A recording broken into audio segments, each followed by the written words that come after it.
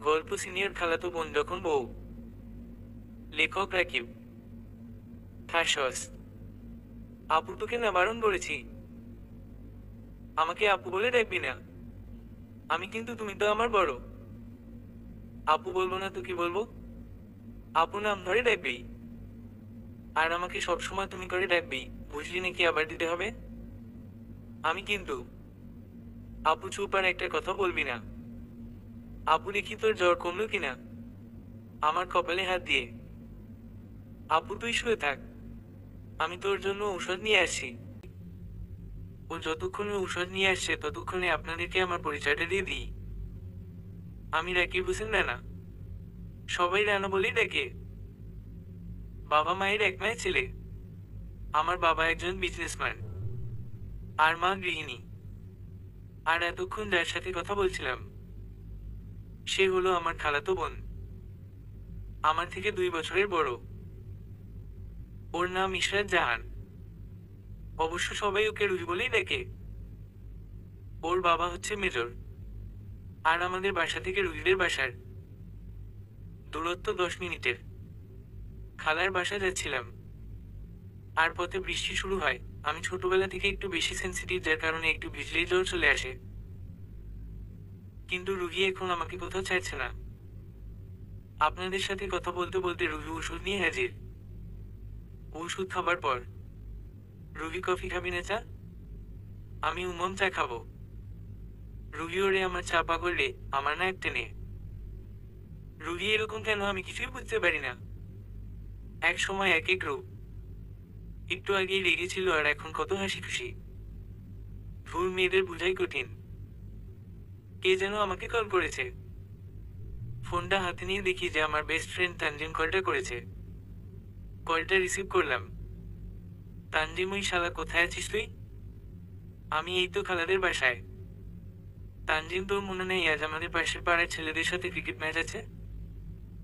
আমিও তাই তো, কিন্তু আমি খেলতে যেতে পারবো না।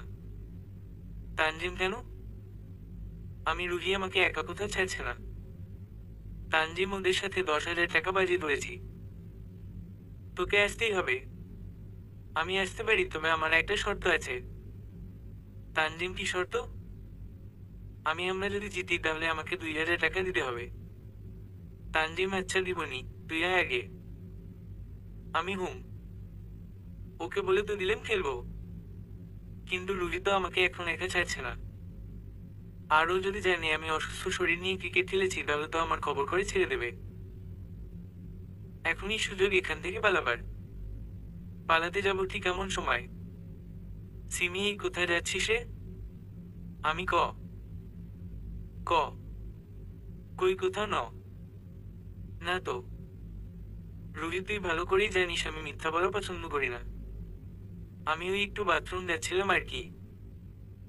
রুহি বাথরুমটা এইদিকে, হাত দিয়ে উল্টো দিকে ইশারা করে।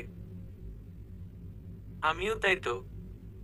অগত্যা বাথরুমে গেলাম, বাইরে বের হয়ে এলাম।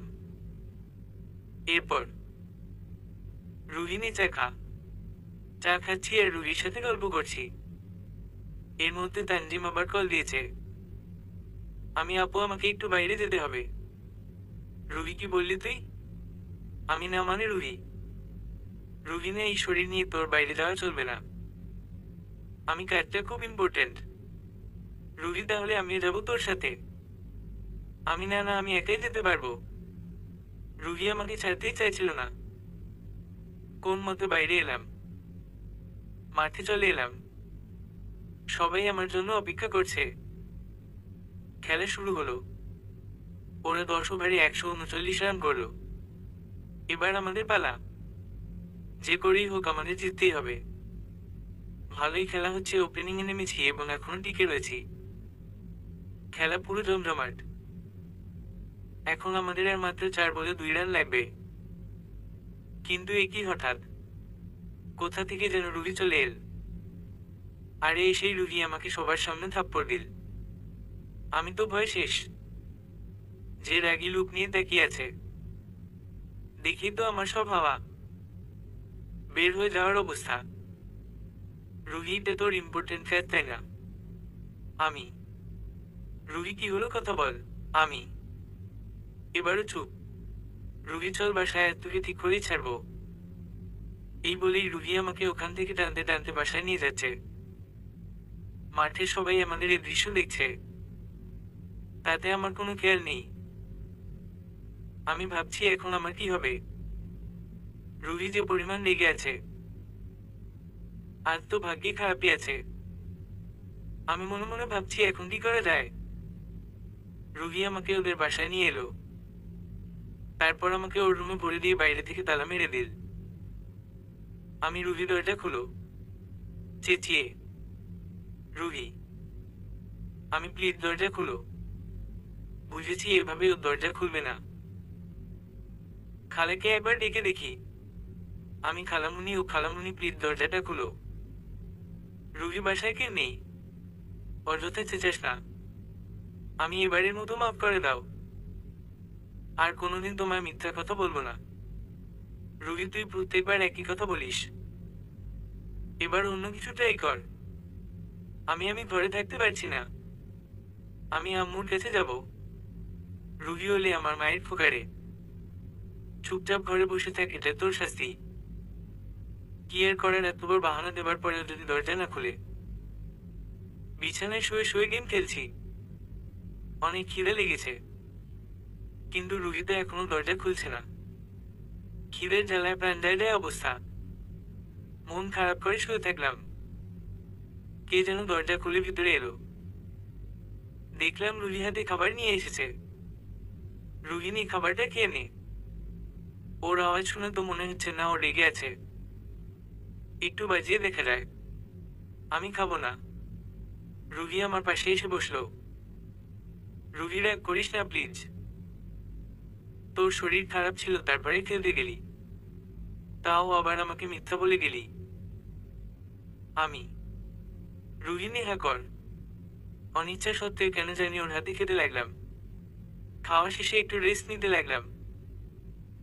একটু পর রুহি এলো, আমার পাশে এসে বসলো। রুহি, চরটা কি খুব জোরে লেগেছে রে?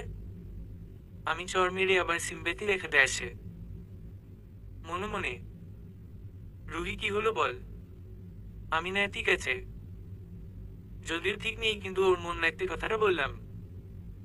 রুহি, আচ্ছা রাত হয়ে গেছে, তুই ঘুমা। আমিও ঘুমের দেশে যাওয়ার প্রস্তুতি নিলাম। আমি ঘুমিয়ে গেলাম। একটু পরে রুমে কারো ঢোকার শব্দ পেলাম। চোর টোর এলো নাকি? এই কি, ও তো আমার কাছেই এলো। আমাকে আবার মেরে টেরে ফেলবে নাকি? যা, আমার আর প্রেম করে বিয়ে করার ইচ্ছেটা আর পূরণ হবে না মনে হয়। ভয়ের মাত্রাটা আরো বেড়ে গেল। কিন্তু এ কিসে আমার উপর এসে বসে পড়লো। এখন আবার আমাকে জড়িয়ে ধরে শুয়ে পড়লো। এতক্ষণে বুঝে গেলাম সে একটা মেয়ে। এখন সে আমার অনেক কাছে চলে এসেছে, এতটাই কাছে যে ওর নিঃশ্বাস আমার মুখে এসে পড়ছে। এবার তো বুঝে গেলাম কে ও। ও হচ্ছে রুহি। কারণ ও আমার সাথে ছোটবেলা থেকেই খুবই ফ্রেন্ডলি। এই মেয়েটার চুলের ঘ্রাণ আমার খুব পরিচিত। রুহি আমার আরো কাছে এলো। এখন আমার ঠোঁটের থেকে রুহির ঠোঁটের দূরত্ব কয়েকশে মি। এখন আমার কন্ট্রোল করতে খুব কষ্ট হচ্ছে। আর পারলাম না। আমি রুহির ঠোঁটকে আমার নিজের আয়ত্তে করে নিলাম। এমন ভাবে ধরে আছি যেন ও বুঝতে না পারে আমি জেগে আছি। আমি ওকে কিস করা বন্ধ করে দিলে ও আমাকে কিস করিয়ে যাচ্ছে। একটু পর আমাকে কিস করা বন্ধ করে দিলে আর আমার বুকে শুয়ে পড়ল। একটু পরই রুহি উঠে বাইরে যাচ্ছিল। কি মনে করে যেন আবার আমার কাছে এলো। এসে আমার মাথায় হাত বুলালো। তারপর আমার কপালে একটা চুমু দিয়ে বাইরে চলে গেল। আমার চোখে ঘুমে উধাও হয়ে গেল। আমার এখন নিজেরই লজ্জাবোধ হচ্ছে। হাজার হলেও বড় আপু। যদিও আমি তাকে পছন্দ করি, কিন্তু আমি তাকে বৈধভাবে পেতে চাই। ফজরের সময় আমার ঘুম এলো। ঘুম থেকে উঠে দেখি বেলা 10টা বাজে। আজ আমাকে রুহি ডাকলো না কেন? ফ্রেশ হয়ে ঘর থেকে বের হব, ঠিক তখনই কার সাথে যেন ধাক্কা খেলাম। দেখলাম একটা মেয়ে, কিন্তু এই মেয়েকে তো আমি চিনি না। ও এখানে কি করছে? আমি সরি, আমি বুঝতে পারিনি। মেয়েটা না ঠিক আছে, আমি দেখতে পাইনি। মেয়েটা আমিও দেখতে পাইনি। তাই আমিও সরি। রুহিও, যাক এতক্ষণে ঘুম থেকে উঠলি। আমি তোকে ডাকতেই আসছিলাম। আমি হুম। রুহি, আচ্ছা তোদের পরিচয় করিয়ে দিই। রাকিবও হচ্ছে ইতি, আমার বেস্ট ফ্রেন্ড। আর ইতিও হচ্ছে রাকিব। আমি কি ব্যাপার? ইতির পরিচয় দিয়ে যে ওটা ওর বেস্ট ফ্রেন্ড, কিন্তু আমি যে ওর খালাতো ভাই, সে পরিচয় কেন দিলা?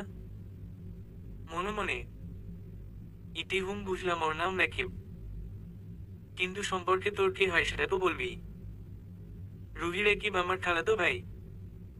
মুখ গোমরা করে। ইতি হাই, আমি ইতি। হাত বাড়িয়ে দিয়ে। আমি হাই, আমি রাকিব, হাত মিলিয়ে। রুহি, হয়েছে, এখন নিচে চল। খাবার ঠান্ডা হয়ে যাচ্ছে। আমার কেন জানি মনে হলো আমার আর ইতির হাত মিলানো রুহির পছন্দ হলো না। যাই হোক, খুব ক্ষুধা পেয়েছে। যাই কিছু খেয়ে আসি। খাবার টেবিলে বসলাম। ইতি আমার পাশে বসলো। রুহি শুধু কয়েকবার আর চোখে তাকিয়ে খাবার বেড়ে দিতে লাগলো। খাবার খাওয়া শুরু করলাম। রুহি আমার সামনে বসলো। একটু পরপর ইতি আমার পায়ের ওপর ওর পা দিচ্ছে। আমি যখনই ওর দিকে তাকাচ্ছি তখনই সে মুচকি হাসি দিচ্ছে। মেয়েটা দেখতে ভালোই এবং প্রচুর মিশুক। কিন্তু ওর কাণ্ডকারখানা দেখে মনে হচ্ছে মাথাটার কাটা। কারণ 2 মিনিটের পরিচয় কেউ কারোর সাথে এত ফ্রি হয় নাকি? রুহি আমাদের দিকে তাকিয়ে আছে। মুখটা পুরোটাই লাল বর্ণ ধারণ করেছে। হয়তো ওর ঝাল লেগেছে। ব্যাপারটা বোঝার জন্য আমি খাবারটা খেতে লাগলাম। কই, কিছুতে ঝাল হয়নি। তাহলে ওর মুখ কেন লাল হলো? হয়তো প্রচন্ড গরমে এরকম হয়েছে। কিন্তু এখানে তো এসি আছে। তাহলে অন্য কোন কারণে হয়েছে হয়তো। যাই হোক, আমি আর স্বাদ পাত না ভেবে খাওয়াতে মন দিলাম। আমার তরকারি শেষ। আমি, রুহি একটু তরকারি দাও তো। রুহি, এই নে ধর। পুরো তরকারির বাটিটা আমার প্লেটে ঢেলে দিল। আর খাবার ছেড়ে উঠে গেল। আমি এরকম কেন করলো? ইতিকে জিজ্ঞেস করলাম। ইতিকে জানে। খাওয়া দাওয়া শেষে আমি আর ইতি গল্প করছি। আমি আপনাকে তো আগে কখনো দেখিনি। ইতি, আসলে আমি ইন্টার পরীক্ষার পর বাইরে চলে যাই। কালকে এখানে এসেছি। আমিও। ইতি, তুমি ফেসবুক চালাও? আমি আজকাল তো বাচ্চারা চালাই, আমি তো বড়। ইতি আইছে আমার বড় পোলা, হা হা হা।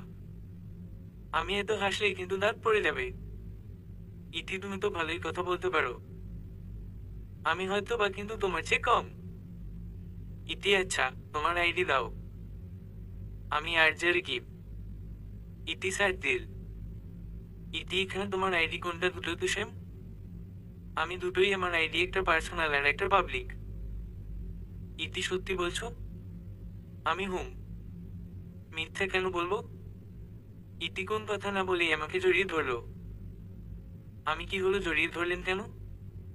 ইতি, তুমি বিশ্বাস করবে না, আমি তোমার সবগুলো গল্পই পড়েছি। সবগুলোই আমার খুবই ভালো লেগেছে, আমি তো তোমার ফ্যান হয়ে গেছি। আমিও। ইতি, আমি হচ্ছি শেষ বিকেলের গল্প। আমিও। ইতি, তোমাকে কতবার বলেছি তোমার নাম্বারটা দাও, তাও দাওনি। আমি ফেক ভেবেছিলাম। ইতি, তাহলে এখন দাও। আমি 0192 7। ইতি, এখন আর গল্প দাও না কেন? আমি গল্প পোস্ট করতে ভালো লাগে না। লোকজন 10 মিনিটে গল্প পড়ে রিয়েক্ট দেওয়ার জন্য তাদের কাছে 1 সেকেন্ড সময় থাকে না, তাই লিখালিখি বাদ দিয়ে দিয়েছি। ইতি, কিন্তু তোমার অনেকগুলো পাঠক আছে। আমি এইসব 2 দিনেরতে জন্য। কয়েকদিন লিখা বন্ধ করলে বোঝা যায় কে আসল পাঠক। ইতি হুম। তখনই হঠাৎ রুহি এলো। রুহি, কি করছিস তোরা? আমি এই তো গল্প করছি। রুহি, কি গল্প? আমি একটু শুনি। আমি গল্প লেখা নিয়ে। ইতি, আচ্ছা তোরা থাক, আমার একটু কাজ আছে, বাসায় যেতে হবে। রুহি, সিটি আরো কিছুক্ষণ থাক না। ইতি, না রে, আর থাকতে পারবো না। কাল না হয় আবার আসবো। রুহি, আচ্ছা। ইতিকে আমি আর রুহি বাইরে পর্যন্ত এগিয়ে দিয়ে আসলাম। রুহি, চল তুই। রাগী সুরে প্লাস আমার কলার ধরে। আমি আবার কি করলাম? রুহি কি করেছিস তাই না? ইতির সাথে এত ভাব কেন তোর? আমি ওই একটু গল্প করছিলাম আর কি। রুহি কই কোন দিন তো আমার সাথে ভালোভাবে কথা বলিস না। আর ওর সাথে এত হাসি খুশি ভাব। তুমি শুধু আমাকে মারো আর বকো। তাই তোমাকে দেখে আমার ভয় করে ইমোশনাল ভাবে। রুহি তাকা আমার দিকে, আমার গালে হাত দিয়ে। রুহি তুই কেন বুঝিস না বলতো? আমি কি বুঝি না আমি? রুহি কিছু না। কফি খাবি? আমি হুম। রুহি কফি আনতে চলে গেল। আমি একটু ফেসবুকে ঢুকলাম। ইতির রিকোয়েস্টটা অ্যাকসেপ্ট করলাম। সাথে সাথে মেসেজ দিল। ইতি কি করছো? আমি বসে আছি। আপনি বাসায় পৌঁছেছেন? ইতি হুম। আমি এত তাড়াতাড়ি কিভাবে গেলেন? ইতি আমাদের বাসা তো রুহিদের বাসা থেকে 10 মিনিটের পথ। আমিও ইতির সাথে চ্যাট করছি। আর ঠিক সে সময় রুহি হাজির। রুহি কার সাথে চ্যাট করছিস দেখি? আমি নাও। রুহি চ্যাট গুলো দেখলো। আর সাথে সাথেই আমার গালে একটা চড় দিল। আর মোবাইলটা আছাড় দিল। এখন আমার সহ্যের সীমা পার হয়ে যাচ্ছে। একটা মাত্র মোবাইল ছিল আমার, তাও 4 বছরের পুরাতন মোবাইল। এখন তো আর আমাকে আব্বু মোবাইল কিনে দিবে না। কারণ আমার মাইগ্রেনের সমস্যা আছে। তারা চায় না আমি মোবাইল চালাই। অনেক কষ্ট করে এই মোবাইলটা নিয়েছিলাম। রাগের থেকে কান্না মিশে আসে। না, এগুলো আর সহ্য করা যায় না। আর রুহির সাথে কথা বলবো না। শুধু শুধু আমার মোবাইলটা ভেঙে দিল। ইতির সাথে তো শুধু একটু চ্যাট করছিলাম। এখানে রাগার কি আছে?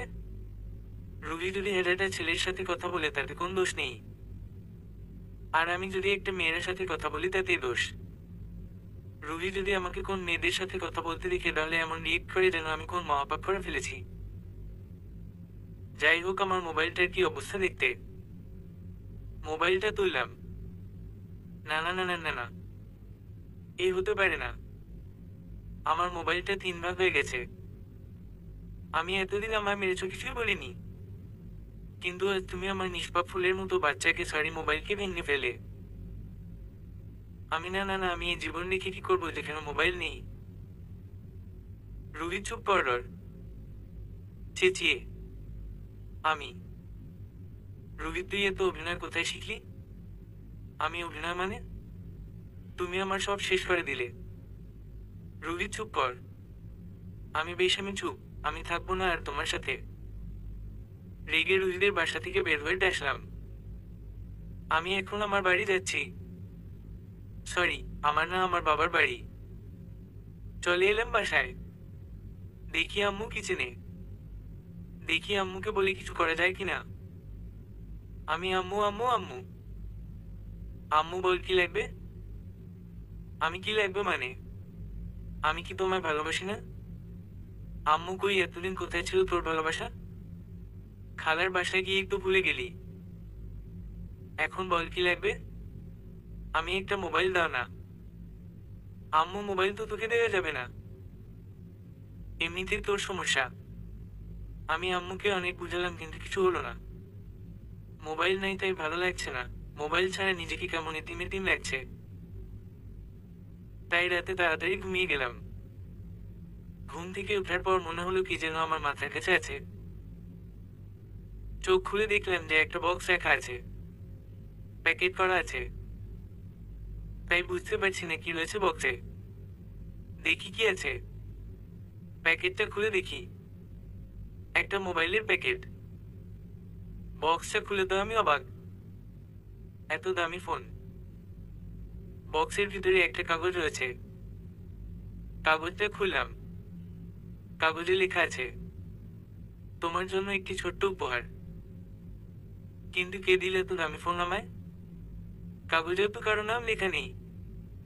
যে খুশি সে দিক। আমার তো এখন লুঙ্গি ডান্স দিতে ইচ্ছা করছে। অবশেষে একটা ভালো ফোন পেলাম। যাই আগে ফ্রেশ হয়ে নি। ফ্রেশ হয়ে এসে নতুন মোবাইলটা নিয়ে লাফাতে লাফাতে আম্মুর কাছে গেলাম। আম্মু, কি হয়েছে তোর? এভাবে লাফাচ্ছিস কেন? আমি কেন মানে? এই দেখো, দেখছো না কত দামি আর স্মার্টফোন আমার হাতে? আম্মু, তুই মোবাইল কোথায় পেলি? আমি আম্মু, কেন নাটক করছো? তুমি তো দিয়েছে। আম্মু কই না তো। আমি তুমি দানি, তাহলে হয়তো আব্বু দিয়েছে। আম্মু, না না, তোর বাবা দেই নাই। তাহলে কি তুই কিনেছিস? আমি পাগল হলে নাকি? এত দামি ফোন কিনতে গেলে আমার কমপক্ষে 2 বছর ধরে টাকা জমাতে হবে। আম্মু, হুম্মম। আমি, আচ্ছা, সকালে কি কেউ বাসায় এসেছিল? কিছুক্ষণ নেবে। আম্মু, রুহি এসেছিল তোর সাথে দেখা করতে, কিন্তু তুই ঘুমিয়েছিলি তাই চলে গেছে।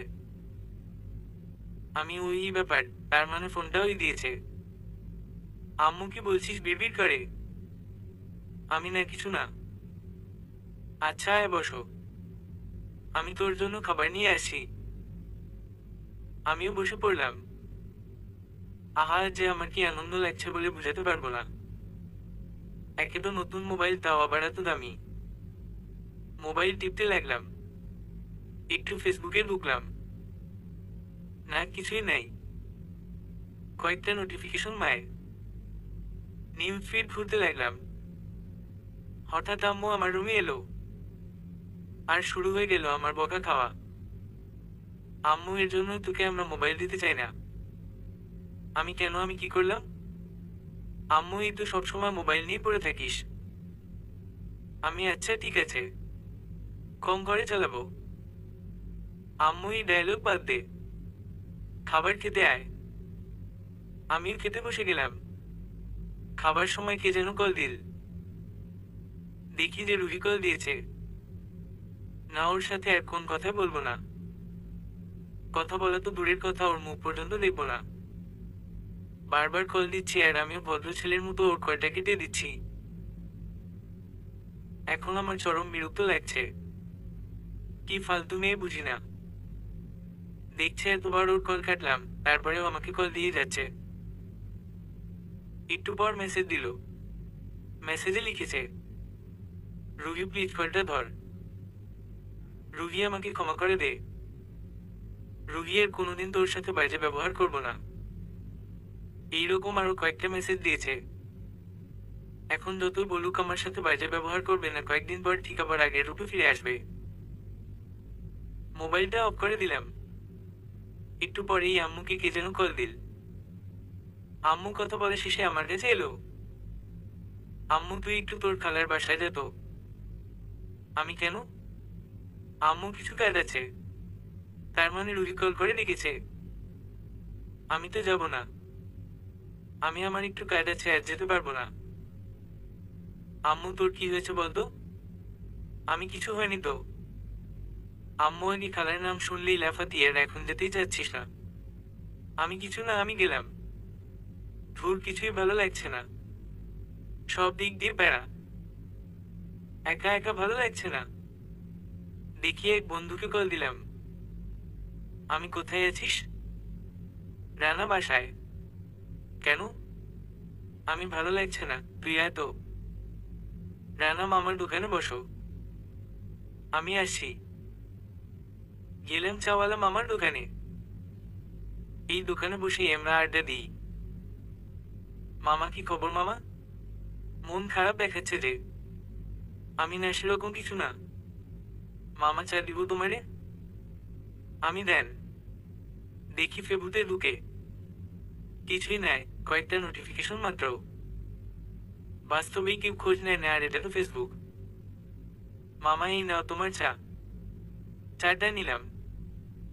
চায়ে চুমুক দিব, আর ঠিক তখনই পিছন থেকে কে যেন মাথায় ঢুকে দিল। আর আমার চায়ের কাপ থেকে কিছু চা পড়ে গেল। পিছনে তাকিয়ে দেখি রানা তার 28টা দাঁত বের করে হাসে। আমি, হালারও পুতু, মাথায় মারালি কেন? রানা, কম কথা ক। তোরে মারমু না তো কারে মারমু? আমি, চুপ শালা। বসো। রানা, আমাকে কি চা তোর বাপ খাওয়াইবে? আমি, বাপ কেন খাওয়াতে যাবে? তোর হাত নেয়? রানা, চুপ কর আর চা অর্ডার দে। রানা আর আমি চা খাচ্ছি আর গল্প করছি। মনটা আগের থেকে অনেক ভালো হয়ে গেছে।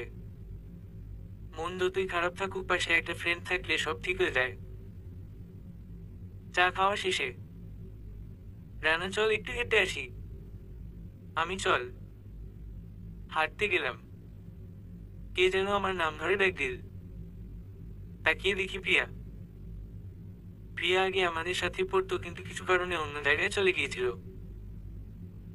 প্রিয়া, কিরে এত ডাকছি, দাঁড়াস না কেন? আমি বুঝতে পারিনি। আমি আর প্রিয়া টুকটাক কথা বলছি, মাঝখানে রানা বলে উঠল, রানা, পাশে রেস্টুরেন্ট আছে, ওখানে গিয়ে গল্প কর। আমরা তিনজন গেলাম রেস্টুরেন্টে। আমি বুঝতে পারছি রানার মন খারাপ, কারণ ও প্রিয়াকে ভালোবাসতো আর এখনো বাসে। আমরা বসতে যাব ঠিক তখনই রানা বলল ও নাকি ওয়াশরুমে যাবে। আমি আর প্রিয়া গল্প করছি। প্রিয়ার একটা জিনিস খুব বাজে, কথা বললে গায়ের উপর পড়বে। যাই হোক, কথা বলছি। হঠাৎ কোথা থেকে যেন রুবি চলে এলো, আর সাথে সাথেই রুবি তার সস, এইটা তোর কাজ। আমার রাগ চরম পর্যায়ে উঠে গেছে। আমি তার সস, আমি যা খুশি তাই করি, তাতে তোমার কি? আজ তুমি বড়, তাই বেশি কিছু বললাম না। তুমি আর আমাকে আর তোমার মুখ দেখাবে না। রানা এলো আর আমাকে টেনে নিয়ে এলো। এত জোরে চড় মেরেছে, ঠোঁট ফেটে রক্ত বের হচ্ছে। বাসায় এসে গোসল করে আয়নার সামনে দাঁড়ালাম। গালটা পুরো ফুলে গেছে। আম্মুকে খাবার আমার ঘরে দিয়ে যেতে বললাম। খাবার খেয়ে শুয়ে পড়লাম। ব্যথার কারণে ঘুমাতেও কষ্ট হচ্ছে। রাতের বেলায় শরীরে হালকা জ্বর এলো। হঠাৎ আম্মুকে কে যেন ফোন করেছে। কথা বলে শেষে আম্মু এসে আমাকে যা বললো, তাতে আমি কি করবো বুঝে উঠতে পারছি না। কথা বলে শেষে আম্মু বলল যে, আম্মু, রুহির সাথে কি তোর কিছু হয়েছে? আমি কই না তো। কেন? আম্মু, রুহি নাকি সকাল থেকে ঘরে ঢুকে বসে আছে, কাউকে কিছুই বলছে না আর ঘরেও ঢুকতে দিচ্ছে না। এতে আমি কি করব? আম্মু, রুহি তো তোর কথা শুনে, তাই বলছিলাম মেয়েটাকে একটু দেখে আয়। আমি যেতে পারবো না। আম্মু, যা বলছি। ধমক দিয়ে। আমি যাচ্ছি তো, এত ধমকা কেন? যাই হোক, শরীরটা একটু ব্যথা ব্যথা করছে, মনে হয় জ্বর আসবে। আমি বাইকে চাবি দাও। আম্মু, এই নে। গ্যারেজ থেকে বাইকটা বের করলাম। অনেকদিন থেকে চালাইনি। বাইক নিয়ে বেরিয়ে পড়লাম খালার বাসার উদ্দেশ্য। একটুখানি রাস্তা, তো বাইক নিয়ে যাচ্ছি কারণ অনেক রাত হয়েছে। খালার বাসায় পৌঁছে গেলাম। খালা, এসেছিস বাবা? আমি না এসে কি আর করবো বলো? কোথায় রুহি? খালা ওর রুমে। আচ্ছা, দেখি কি করা যায়। তুমি টেনশন নিও না তো। আমি গেলাম রুহির ঘরের সামনে। একটু ঠেললাম। দরজা ভিতর থেকে বন্ধ করা আছে। একটু ডাক দিয়ে দেখি, যদিও বা দরজা না খোলারই কথা, কারণ ও এরকম করছে আমার খারাপ ব্যবহারের জন্য। আমি রুহি, রুহি। না, কোনো শব্দ নেই। আমি রুহি, এই রুহি, দরজা খুলো। জোরে দরজা ধাক্কা দিয়ে। অবাক কাণ্ড, রুহি দরজা খুলে দিল। দরজা খোলার পর কোন কথা না বলে আবার গিয়ে শুয়ে পড়ল। আমি রুহির পাশে গিয়ে বসলাম। আমি রুহি। রুহি কান্না করছে। এই রুহি, আমার দিকে দেখাও। মাথায় হাত দিয়ে। রুহির কান্না আরেকটু বেড়ে গেল, কিন্তু কোনো কথাই বলছে না। প্লিজ কথা বলো। তুমি যদি আমাকে সবার সামনে চড় না মারতে, তাহলে তো আমি এরকম বাজে ব্যবহার করতাম না। আমাকে এবারের মতো ক্ষমা করে দাও। আর কোনোদিন তোমার সাথে বাজে ব্যবহার করব না। আর আজ যে মেয়েটির সাথে কথা বলছিলাম, ওটা আমার ছোটবেলার বন্ধু ছিল। অনেকদিন পর দেখা, তাই একটু কথা বলছিলাম। আমার কথাটা শেষ হওয়া মাত্রই রুহি আমাকে তার সমস্ত শক্তি দিয়ে জড়িয়ে ধরল। এতই জোরে যে আমার শ্বাস নিতেও কষ্ট হচ্ছে। যাই হোক, লাইনে এসেছে, এবার একটু বাজিয়ে দেখা যাক। আমি যার সাথে ইচ্ছা তার সাথে কথা বলবো, তাতে তোমার কি? রুহি আমার দিকে রাগী দৃষ্টিতে তাকিয়ে আমার চুলের মুঠি ধরে তার ঠোঁটের সাথে আমার ঠোঁটের জোড়া লাগিয়ে দিল। কি হচ্ছে কিছুই বুঝতে পারছি না, শুধু তার নরম ঠোঁটের ছোঁয়া ছাড়া। একটু পর আমাকে চাইলো আর বলল, রুহি তুই কি বুঝিস না আমি তোকে কতটা ভালোবাসি? আমি কি কি কি বলছো? রুহি, হ্যাঁ আমি তোকে খুব ভালোবাসি, নিজে থেকে বেশি। আমি কিন্তু, রুহি প্লিজ আমাকে ফিরিয়ে দিস না। আর যদি তুই আমাকে ফিরিয়ে দিস তাহলে আমি এখনই সুইসাইডও করব। কারণ তোকে ছাড়া আমি আর কাউকে নিয়ে ভাবতে পারি না। আমি কি বলবো বুঝতে পারছি না। রুহি কি হলো বল, আমাকে ভালোবাসবি না তুই? গালে হাত দিয়ে, আমি চলো আগে খাবে, সকাল থেকে নাকি কিছুই খাওনি। কথা ঘোরানোর চেষ্টা করলাম। রুহি আগে বল ভালোবাসিস। আমি যে এখন কি করি? ভালোবাসি না বললে মরবে, হ্যাঁ বললে আমি মরবো। আমিও যেহেতু রুহিকে পছন্দ করি তাই অগত্যা আমিও বললাম আমিও তোমাকে ভালোবাসি। আর সাথে সাথেই রুহি আমাকে জড়িয়ে ধরলো আর ঠিক ওই সময় খালা রুমে এসে পড়লো। খালা, কি রে, ঝগড়া শেষ হলো তাহলে? আমি পুরাই হতভম্ব হয়ে গেছি। এরকম পরিস্থিতিতে আগে কখনো পড়িনি। কিন্তু রুহির মধ্যে কোনো পরিবর্তন দেখছি না। ও আমাকে জড়িয়ে ধরিয়েছে। রুহি, হামা। খালা, তাহলে খাবি চল। রুহি, খাবারটা আমার ঘরে দিয়ে যাও না আম্মু। খালা, আচ্ছা ঠিক আছে। খালা খাবার আনতে চলে গেল। আমি এইটা কি করলাম? রুহি, কি করলাম? আমি খালার সামনে জড়িয়ে ধরেছিলি কেন? কি মনে করবে খালা? রুহি কিছু মনে করবে না। আমি, দূর ছাড়ো তো। রুহিকে জোর করে ছাড়িয়ে নিলাম। খালা আমাদের দুই জনের খাবার দিয়ে গেল। কিন্তু আমার জ্বর চলে এসেছে তাই রুচি নেই। কিন্তু রুহি কেন খাচ্ছে না? আমি কি হলো, খাচ্ছ না কেন? রুহি, তোমার হাতে খাবো তাই। ও এগুলো কি বলছে তাও তুমি করে? আমি কেন তোমাকে খাওয়াতে যাব? রুহি, তুমি না খাওয়ালে আমি খাবো না। আমি কি আর করার? হা করো। রুহিকে খাওয়াচ্ছি আর সেও খাচ্ছে। এমন ভাবে খাচ্ছে যেন মনে হচ্ছে কত স্বাদ হয়েছে। আর খাবার স্টাইল তো পুরো বাচ্চাদের মতো। খেতে খেতে আমার হাতে কামড় দিল। আমি উহ। রুহি, সারি সারি ব্যথা পেয়েছো বুঝি? আমি, না ঠিক আছে। রুহি একটু ফাজলামি করতে গিয়ে, আমি, বাদ দাও না, খাও। রুহিকে খাওয়ানোর পর খালাকে থালা দিয়ে এলাম। আমি হাত ধুয়ে রুহির ঘরে গেলাম। রুহির সাথে গল্প করছি আর খালা এলো। খালা, তোরা বাসায় থাক, আমাকে রুহির বাবার কাছে যেতে হবে। রুহি, কেন, কি হয়েছে বাবার? খালা, কিছু না, একটু কাজ আছে ওখানে। আমি এত রাতে কিভাবে যাবা? খালা, তোর খালু গাড়ি পাঠিয়েছে। আমি আর রুহি খালাকে নিচ পর্যন্ত এগিয়ে দিতে আসলাম। খালা চলে গেল, কিন্তু এতে রুহি এত খুশি হচ্ছে কেন? মনে হচ্ছে ও খালা যাওয়াতে ও খুব খুশি হয়েছে। রুহির হঠাৎ কি হলো? আমাকে টানতে টানতে তার ঘরে নিয়ে গেল আর দরজা আটকে দিল। আমি, কি হলো, এরকম করছো কেন? রুহি, আছে, সুযোগ এসে গেছে। আমি, কিসের সুযোগ? রুহি, একটু পরেই বুঝে নিবা। আমার তো ভয় হাঁটু কাঁপছে আর ঘামছি। কি করবে ও? উল্টা পাল্টে কিছু করলে তো মান সম্মান কিছু থাকবে না। রুহি, তুমি থাকো, আমি গোসল করে আসি। এটাতে আবার কেন গোসল করতে গেল? যাক, গিয়ে আমি একটু মোবাইলটা টিপি। মোবাইল টিপছি, একটু পরেই মুখে পানির ছিটা পড়লো। উপরে মুখ তুলে দেখি রুহি এইমাত্র গোসল সেরে বের হলো। দেখতে এত সুন্দর লাগছে যে ওর সৌন্দর্যের কাছে কোন পরীর সৌন্দর্য হার মানবে। এখন ইচ্ছে হচ্ছে পিছন থেকে জড়িয়ে ধরে ওর ভেজা চুলের ঘ্রাণ নিই। রুহি আয়নার সামনে দাঁড়িয়ে চুল আঁচড়াচ্ছে।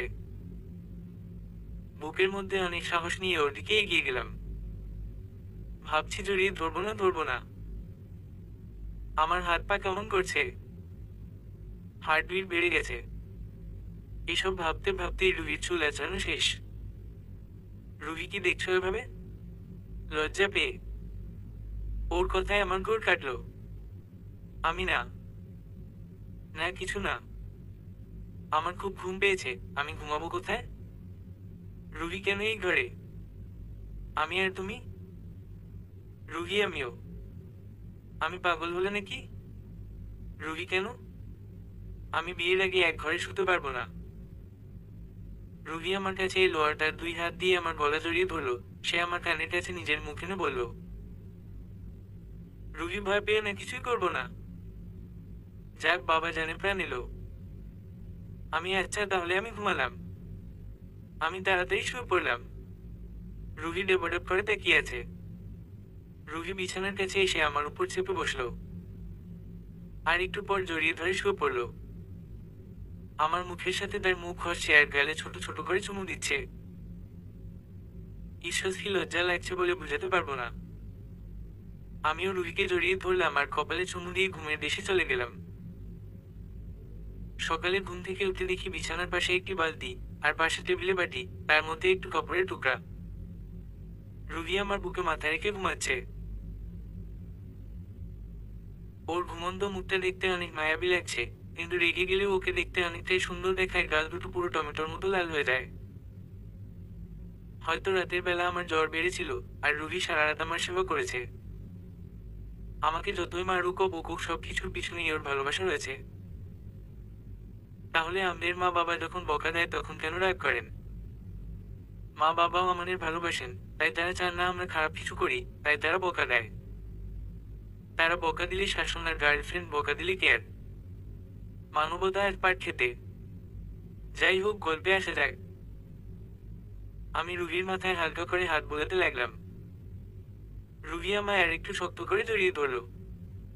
হয়তো জেগে গেছে। আমি কিছু বললাম না। একটু পর রুহি বলল, রুহি কখন উঠেছো ঘুম থেকে? আমি এই তো একটু আগে। রুহি এখন কেমন লাগছে তোমার? আমি তুমি সেবা করেছো ভালো না হয়ে পারি। রুহি সবসময় বেশি বলো কেন? আমি আচ্ছা আর বলবো না। এখন ছাড়ো। রুহি উম্মাম না আর একটু শুয়ে থাকি না তোমার বুকে? আমি আর কি বলবো। আরো কিছুক্ষণ শুয়ে থাকলাম। রুহি উঠতে চাইছে। এবার আমার পালা। আমি আর একটু শুয়ে থাকো না।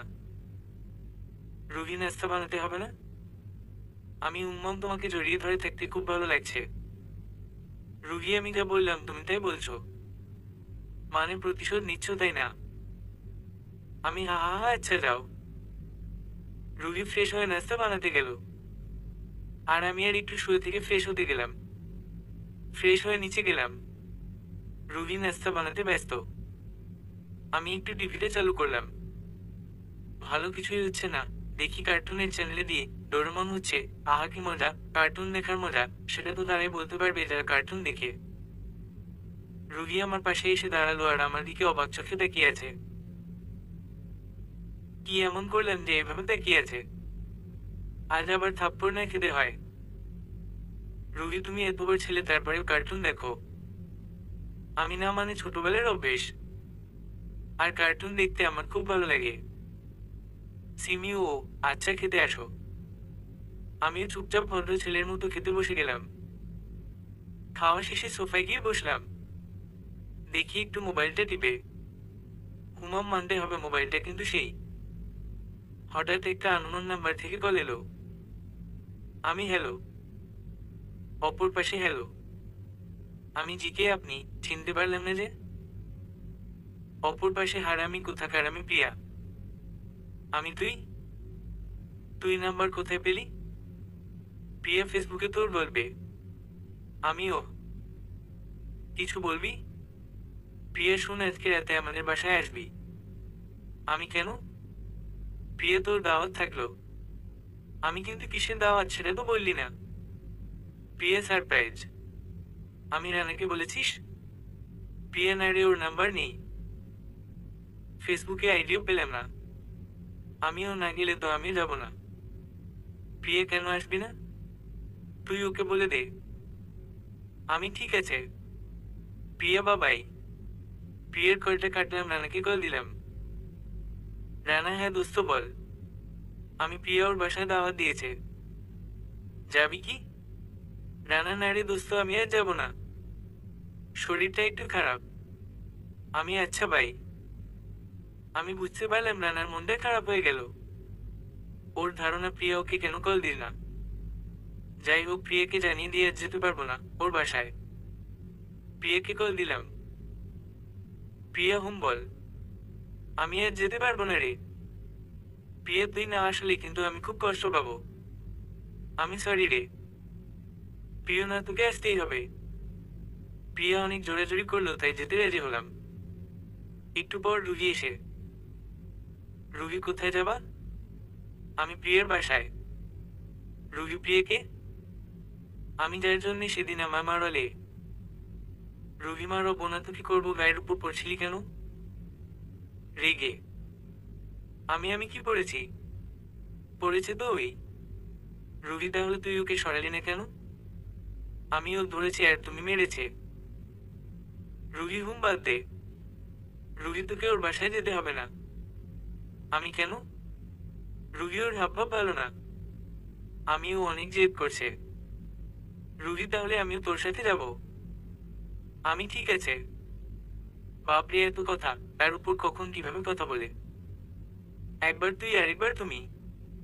পাগল হয়ে যাব মনে হয়। এখন প্রিয়াকে বলে দিই সাথে আরো দুইজন যাচ্ছে। দুইজন বুঝলেন না তো? একটা রুহি আর একটা রানা। ওকে ছাড়া যাব কোনো মতেই না। দুপুরটাও আমার আর রুহির খুনসুটিতে কেটে গেল। সন্ধ্যা হয়ে গেছে, মানে প্রিয়াদের বাসায় যেতে হবে। আমি কি হলো এসব? রুহি, এই তো আর একটু। রুহি সিঁড়ি দিয়ে নামছে তো মনে হচ্ছে কোনো এক পরী আমার সামনে দিয়ে হেঁটে আসে। নীল রঙের শাড়ি, মুখে হালকা মেকআপ, ঠোঁটে লাল লিপস্টিক, চোখে কাজল আর কপালে ছোট করে একটা কালো টিপ। কিন্তু ওর টিপটা বাঁকা হয়ে আছে। ও আমার কাছে আসতেই আমি ওর কপালের টিপটা ঠিকমতো লাগিয়ে দিলাম আর সে মুখিয়ে একটা হাসি দিল যা ওর সৌন্দর্যটা আরো বাড়িয়ে দিল।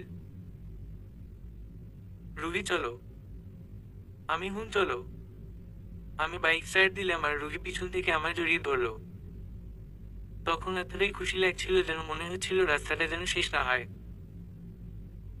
এসব ভাবতে ভাবতে রানার বাসায় পৌঁছে গেলাম। শালে যেতে চাচ্ছিল না, জোর করে উঠিয়ে নিয়ে এসেছি। রানা তার বাইকে এবং আমি ও রুহি এক বাইকে। আমি বাইক স্টার্ট দিলাম আর রুহি পিছন থেকে আবারও আমার জড়িয়ে ধরলো। প্রিয়াদের বাসায় পৌঁছে গেলাম। প্রিয়ার বাসায় ভালোই মজা হলো। মনে হয় বৃষ্টি হবে, তাই আমরা তাড়াতাড়ি বাসার উদ্দেশ্যে রওনা দিলাম। কিন্তু তারপরেও আমি আর রুহি ভিজে গেলাম। তারপর আমরা দুজনে ভিজতে ভিজতে বাসায় এলাম। দুজনেই বৃষ্টিতে পুরো ভিজে গেছি। না জানি কখন আবার জ্বর আসে। রুহি ড্রেস চেঞ্জ করতে বাথরুমে গেল, আর আমি অন্য ঘরে গিয়ে চেঞ্জ করে আসলাম। এসে কাঁথার নিচে মাথা ঢুকিয়ে শুয়ে পড়লাম। বৃষ্টির দিনে এভাবে শুয়ে থাকতে অনেক মজা লাগে। সাথে এক কাপ গরম চা হলে তো কোনো কথাই নেই। রুহি এখনো বাথরুমে রয়েছে, সম্ভবত গোসল করছে। আমি করতে গিয়েও করলাম না। ঠান্ডা লেগে যেতে পারে। এমনিতেই আমি দুর্বল ছেলে, তার উপর এত রাতে গোসল করলে নিশ্চিত জ্বর হবে। বাথরুমের দরজা খোলার আওয়াজ পেয়ে কাঁথার নিচ থেকে মুখ বের করলাম। রুহি মাত্র গোসল সেরে বের হলো। একটা লাল রঙের থ্রি পিস পরে আছে। সাদা মানুষের লাল রঙের জামায় ওকে দেখতে অনেক সুন্দর লাগছে। ওকে দেখে তো আমি আবার পুনরায় ওর প্রেমে পড়ে গেলাম। রুহি মাথা মুছে আমার কাছে এলো আর বিছানার পাশে বসলো। রুহি, কি হলো? এভাবে শুয়ে আছো কেন? আমি বৃষ্টির সময় তো এভাবে শুয়ে থেকে মজা হয় তাই। রুহি, তাই বুঝি? আমি, হুম মম। রুহি, এর কি করলে মজা লাগে? আমি যদি চা পাওয়া যেত তাহলে চা খেতাম আর বেলকনিতে বসে বসে বৃষ্টি দেখতাম। রুহি, একটু অপেক্ষা করো। আমি, কোথায় যাচ্ছ? রুহি, আসছি। কোথায় যে গেল? কি ব্যাপার, প্রায় 8 মিনিট পার হয়ে গেল, তারপরে রুহি এলো না কেন? বিছানা থেকে উঠতে যাব তখনই দেখি রুহি ঘরে ঢুকছে আর হাতে এক কাপ চা। আমি, তুমি কি চা বানাতে গেছিলে? রুহি, হ্যাঁ। আমি এটাতে চা কেন? রুহি, তোমার মন করেছে আর আমি এই সামান্য কাজটা করতে পারবো না। আমি, এক কাপ কেন? রুহি, দুজনে মিলে এক কাপে খেলে ভালোবাসা বাড়বে তাই। আমিও, হ হ। রুহি, এখন চলো বেকুনিতে। কি আর করার, বেকুনিতে গেলাম আর সোফায় বসে পড়লাম। রুহি আবার এসে আমার কোলে বসলো। কি আর করব? একটা মাত্র কলিজা। জোরে জোরে বৃষ্টি হচ্ছে। চায়ের একবার রুহি চুমুক দিচ্ছে, একবার আমি। চারপাশের পরিবেশ যেন খুবই রোমান্টিক হয়ে উঠেছে, সাথে আমিও। রুহি অনেক রাত হলো, ঘুমাবে না? আমি হুমম। চলো। দুজনে ঘরে এসে।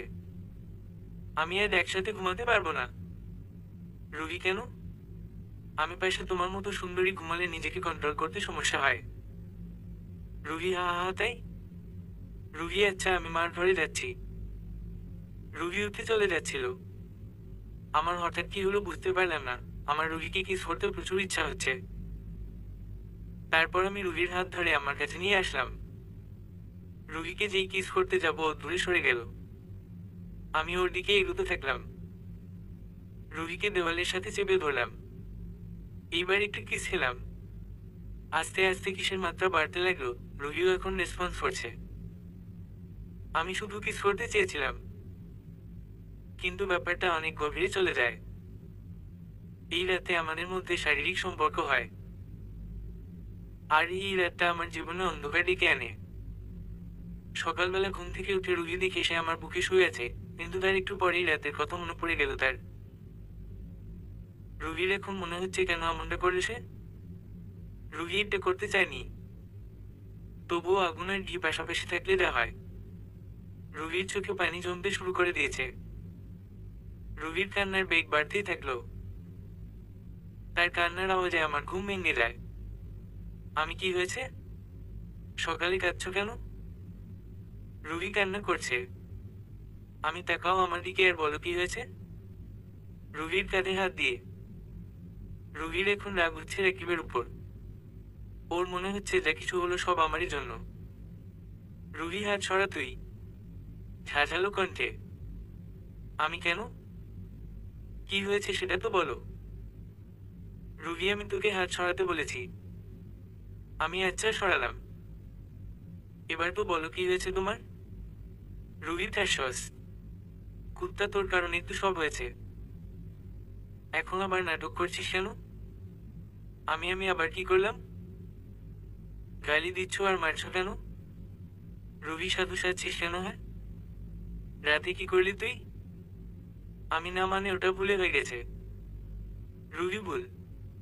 বা, কত সহজে বলে দিলি এটা একটা ভুল। এখন আমার কি হবে? হ্যাঁ, আমি কেন? তুমি আমায় ভালোবাসো না? রুহি, ভালোবাসলে কি হবে? আমি তো তোমাকে বিয়ে করব। এত টেনশন কেন নিচ্ছ? রুহি যেন রাগে ফেটে যাচ্ছে। সে আর রাকিবকে সহ্য করতে পারছে না। রুহি, তুই আমার সাথে কোনো কথা বলবি না। দূর হ চোখের সামনে থেকে। রুহি খুব ঝাঁঝালো কণ্ঠে বলল আমায়। আমিও চলে এলাম খালার বাসা থেকে। এখন আমি ওখানে থাকলে রাগের মাথায় কিনে কি করে ফেলে। এখন আমারও রাগ হচ্ছে। সব দোষ নাকি আমার? সে তো আমাকে আটকাতে পারত। আমি বাসায় এসে শুয়ে পড়লাম। অন্যদিকে রুহি এখন প্রচন্ড ভেঙে পড়েছে। ও কি যে করলো তা সে নিজেও বুঝতে পারছে না। রুহি বাথরুমে ফ্রেশ হয়ে রুমে এসে শুয়ে পড়ল। রুহির এখন রাকিবের উপর ঘৃণা হচ্ছে। ছি ছি, শেষ পর্যন্ত আমাদের ভালোবাসাটা এসবে পরিণত হলো, সেটা ভাবতেই রুহির ঘৃণা বাড়ছে। আমি ঘুম থেকে উঠে ফ্রেশ হলাম। নিচে গিয়ে আমি, আম্মু খেতে দাও। আম্মু, আচ্ছা দিচ্ছি। আমি টেবিলে বসে রইলাম। আম্মু খাবার দিল। আমি খেয়ে দিয়ে উপরে চলে এলাম। আজ প্রায় 1 মাস হয়ে গেল রুহির সাথে কোনো কথা নেই। রুহির মুখটা পর্যন্ত দেখিনি। এই 1 মাস আমার কতটা কষ্টে কেটেছে সেটা শুধু আমিই জানি। এই 1 মাসে আমি সবসময় ওর কথাই ভেবেছি, কিন্তু ওর সামনে দাঁড়াবার সাহস আমার হয়ে ওঠে নাই। এতদিনে রুহির প্রতি আমার ভালোবাসা দ্বিগুণ বৃদ্ধি পেয়েছে। ওকে ছাড়া যেন আমি আর থাকতে পারছি না। রুহিদের বাসায় রুহির কোনো কিছুতেই মন বসে না। ভালো মতো খাওয়া দাওয়া করে না। মোট কথা, ওর জীবন এখন এলোমেলো হয়ে আছে। খালা, কি হয়েছে রে মা তোর? রুহি, কিছু না। খালা, তাহলে সবসময় অন্যমনস্ক থাকিস কেন? রুহি, এমনি। খালা, চল কিছু খাবি? রুহি, না, ভালো লাগছে না। অনেক জোরাজুরির পর রুহি খেতে রাজি হলো। সে একটু খাবার মুখে দিতেই বমি চলে এলো। রুহি তাড়াতাড়ি ওয়াশরুমে গেল। রুহির মা বেশ চিন্তিত। যাই হোক, রুহি অসুস্থ খবরটা আমার মা জেনে গেল। আম্মু, চল তোর খালার বাসায়। আমি, কেন? আম্মু, রুহি নাকি অসুস্থ। আম্মু আর আমি খালার বাসায় গেলাম। তখন ডাক্তার রুহির চেক আপ করছিল। ডাক্তার, আপনাদের জন্য একটা খুশি খবর আছে। খালা, কি খবর ডাক্তার সাহেব? ডাক্তার, আপনি নানি হতে যাচ্ছেন। এই কথা শোনা মাত্র সবার পায়ের তল থেকে মাটি সরে গেল। খালা, রাকিব, তুই ডাক্তার বাবুকে নিচে ছেড়ে আয়।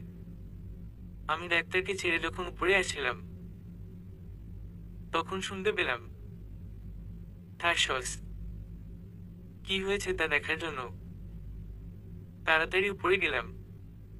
গিয়ে দেখি খালা রুহিকে জিজ্ঞেস করছে, কিন্তু রুহি কিছুতেই বলছে না।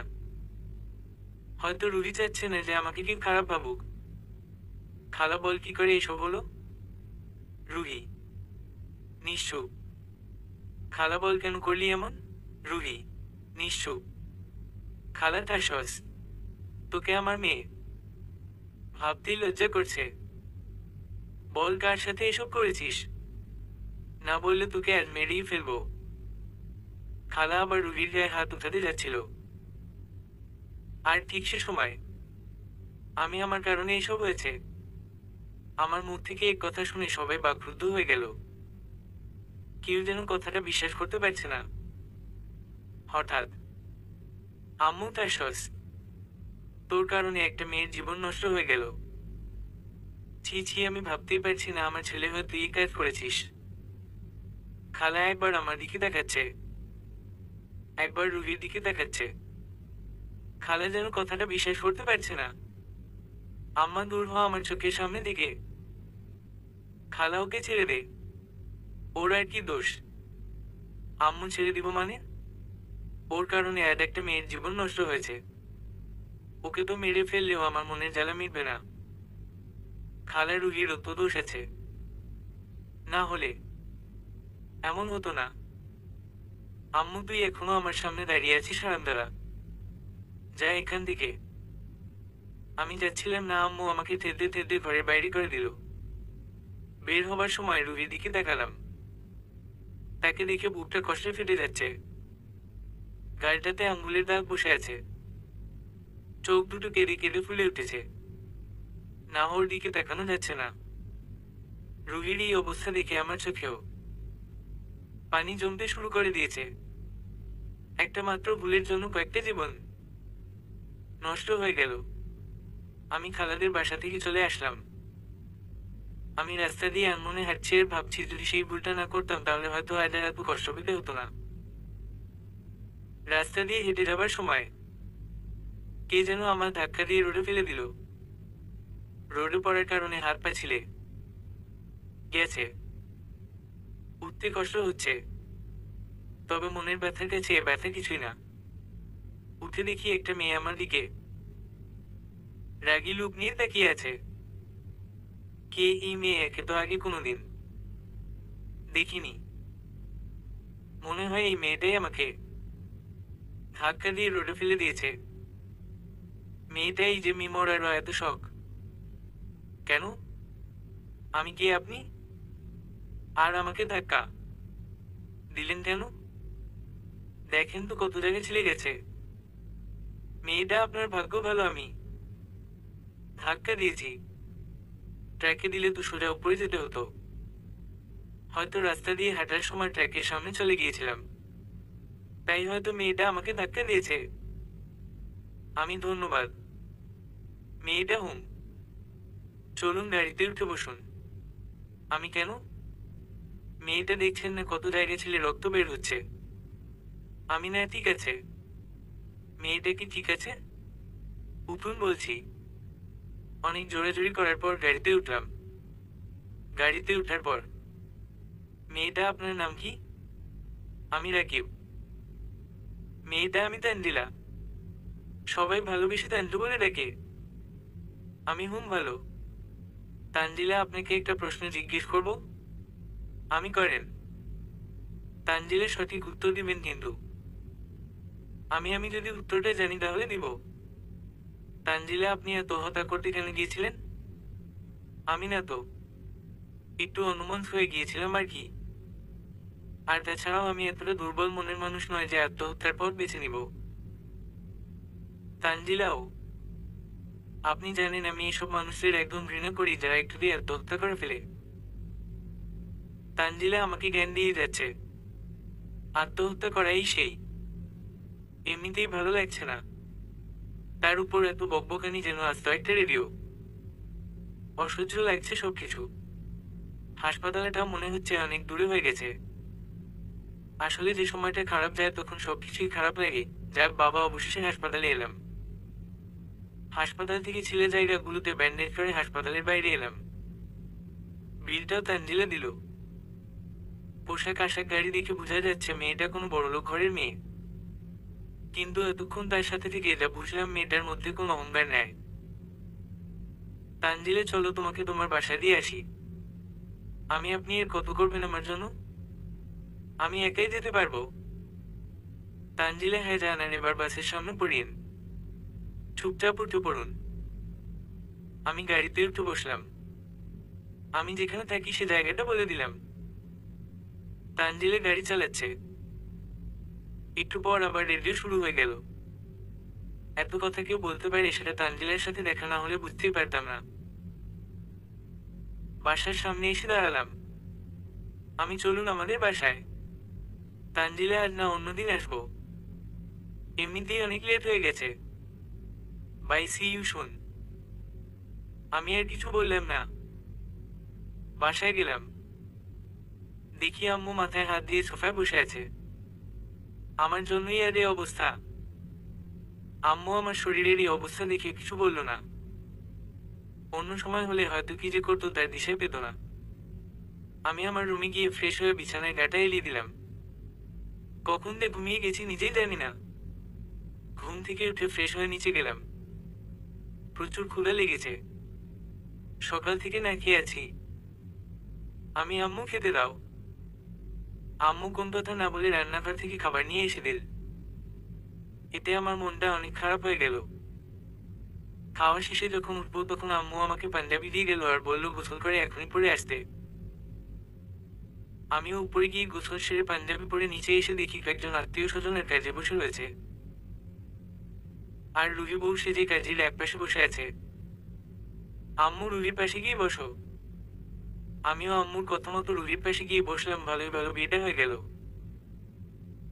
এদিকে আমি ভাবছি হয়তো সবকিছু মিটে গেছে শেষ পর্যন্ত। রাতে বাসর ঘরে ঢুকলাম। আমি জানতাম বউ বরকে চালান করে, কিন্তু ও তো নড়াচড়াও করছে না।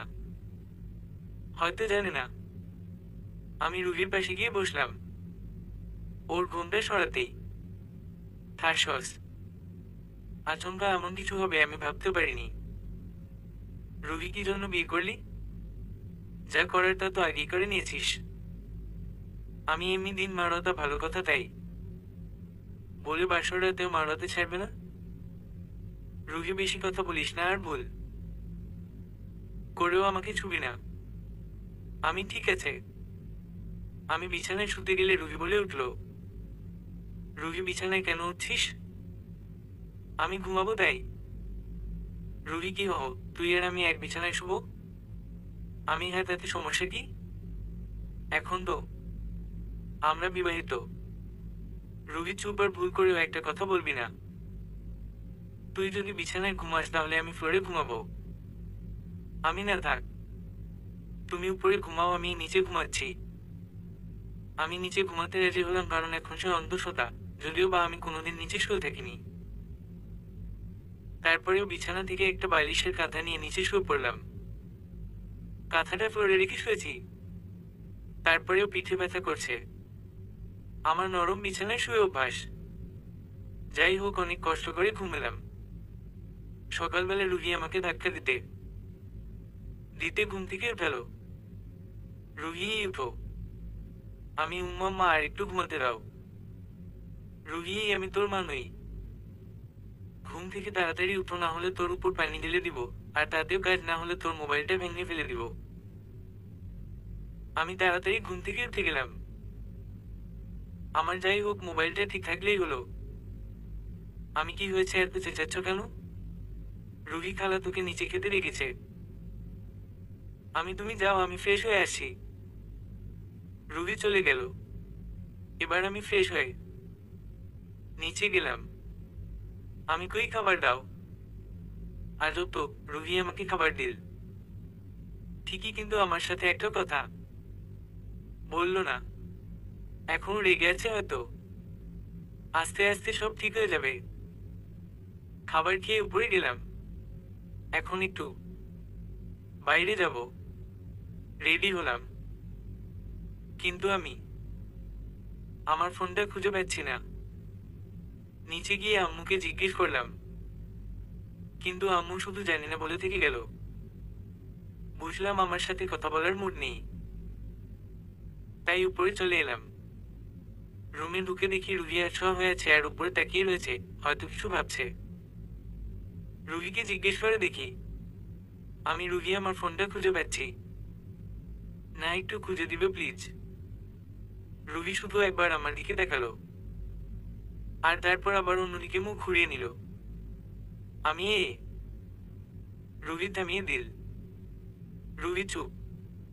আমার সাথে কথা বলার চেষ্টা করবি না, বুঝেছিস? যা খুশিতে করে বেড়া। আমিও আর কিছু বললাম না।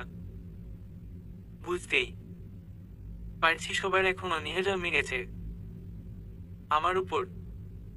কি আর করব? অনেক কষ্টে ফোনটা খুঁজে বের করলাম। বাইরে থেকেই ঘুরে আসি, বাসায় তো আর কিছু নেই। আম্মু আছে তো কথা বলছে না, আর একখান বউ পেলাম তো সে এখন অবহেলা করতে ব্যস্ত। এখন আর কারো কাছে আমার দাম নেই। না আছে তো রানার কাছে। ও আমার সাথে সবসময় থেকেছে। তাকে ফোন করে চায়ের দোকানে দেখলাম। ইতিমধ্যে সবাই জেনে গেছে যে আমি বিবাহিত। সবাই জিজ্ঞেস করছে, কেউ কেউ তো আবার বাসরাতের কথা জিজ্ঞেস করছে। আমি হ্যাঁ হু করে চলে এলাম। চায়ের দোকানে বসলাম। একটু পর রানা এলো, তার সাথে কথা বলে বাড়িতে চলে আসলাম। বাসায় এসে গোসল করে শুয়ে পড়লাম। শরীরটা ভালো লাগছে না। বিকেলবেলা ঘুম থেকে উঠে ফ্রেশ হতে গেলাম। ফ্রেশ হয়ে ঘরে ঢুকেই দেখি নতুন সোফা। হয়তো ঘুমের কারণে খেয়াল করিনি। আমি নিচে গিয়ে খেতে চাইলাম। আবারও একই কেস। খাবার দিল কিন্তু কথা বলল না। আমাকে মারলেও হয়তো এত কষ্ট পেতাম না যতটা সবার অবহেলাতে পাচ্ছি। রাতের বেলা আমি বিছানায় বসে ফোন টিপছি আর রুহি ঘরে এলো। সে আয়নার সামনে বসে চুল আঁচড়াচ্ছে। আমি পিছন থেকে দেখে জড়িয়ে ধরার লোভ সামলাতে পারলাম না। রুহি এখন দাঁড়িয়ে আছে, হয়তো চুল আঁচড়ানোর কাজ শেষের পথে। আমি তাড়াতাড়ি রুহির পিছনে গেলাম আর তাকে জড়িয়ে ধরে তার চুলে আমার মুখ ডুবিয়ে তার চুলের ঘ্রাণ নিতে লাগলাম। আর বললাম, আমার উপর তুমি কেন এত রেগে আছো? সবকিছু কি ঠিক করে নেওয়া যায় না? একটু পর রুহি আমাকে ছাড়িয়ে নিয়ে গালে কষে একটা চড় দিল। রুহি, বেয়াদব, তোকে কতবার বলেছি না আমাকে ছুবি না। ছোঁয়া তো দূরের কথা, আমি তোর মুখ দেখতে পছন্দ করি না। আমি রুহির এই কথায় অনেক ব্যথিত হলাম। আমি চুপচাপ গিয়ে সোফায় শুয়ে পড়লাম। নিজের অজান্তেই চোখ থেকে দুফোঁটা নোনা জল বের হয়ে এলো। এসব কথা শুনতে এমনিতেই কষ্ট লাগে, তার উপর যদি প্রিয় মানুষটির মুখ থেকে এসব কথা শুনতে হয় তাহলে তো কথাই নেই। জানালা দিয়ে দেখলাম আকাশে চারটা কালো মেঘের আড়ালে লুকিয়ে পড়ছে, হয়তো এখনই বৃষ্টি নামবে। যা ভেবেছিলাম তাই হলো। অনেক জোরে জোরে বৃষ্টি হতে লাগলো। আমি বৃষ্টিতে কাঁথা ছাড়া ঘুমাতে পারি না, সে যত গরমে হোক না কেন। আজ কিছুতেই ঘুম আসছে না। কোনোভাবে জড়সড় হয়ে ঘুমাতে চেষ্টা করলাম।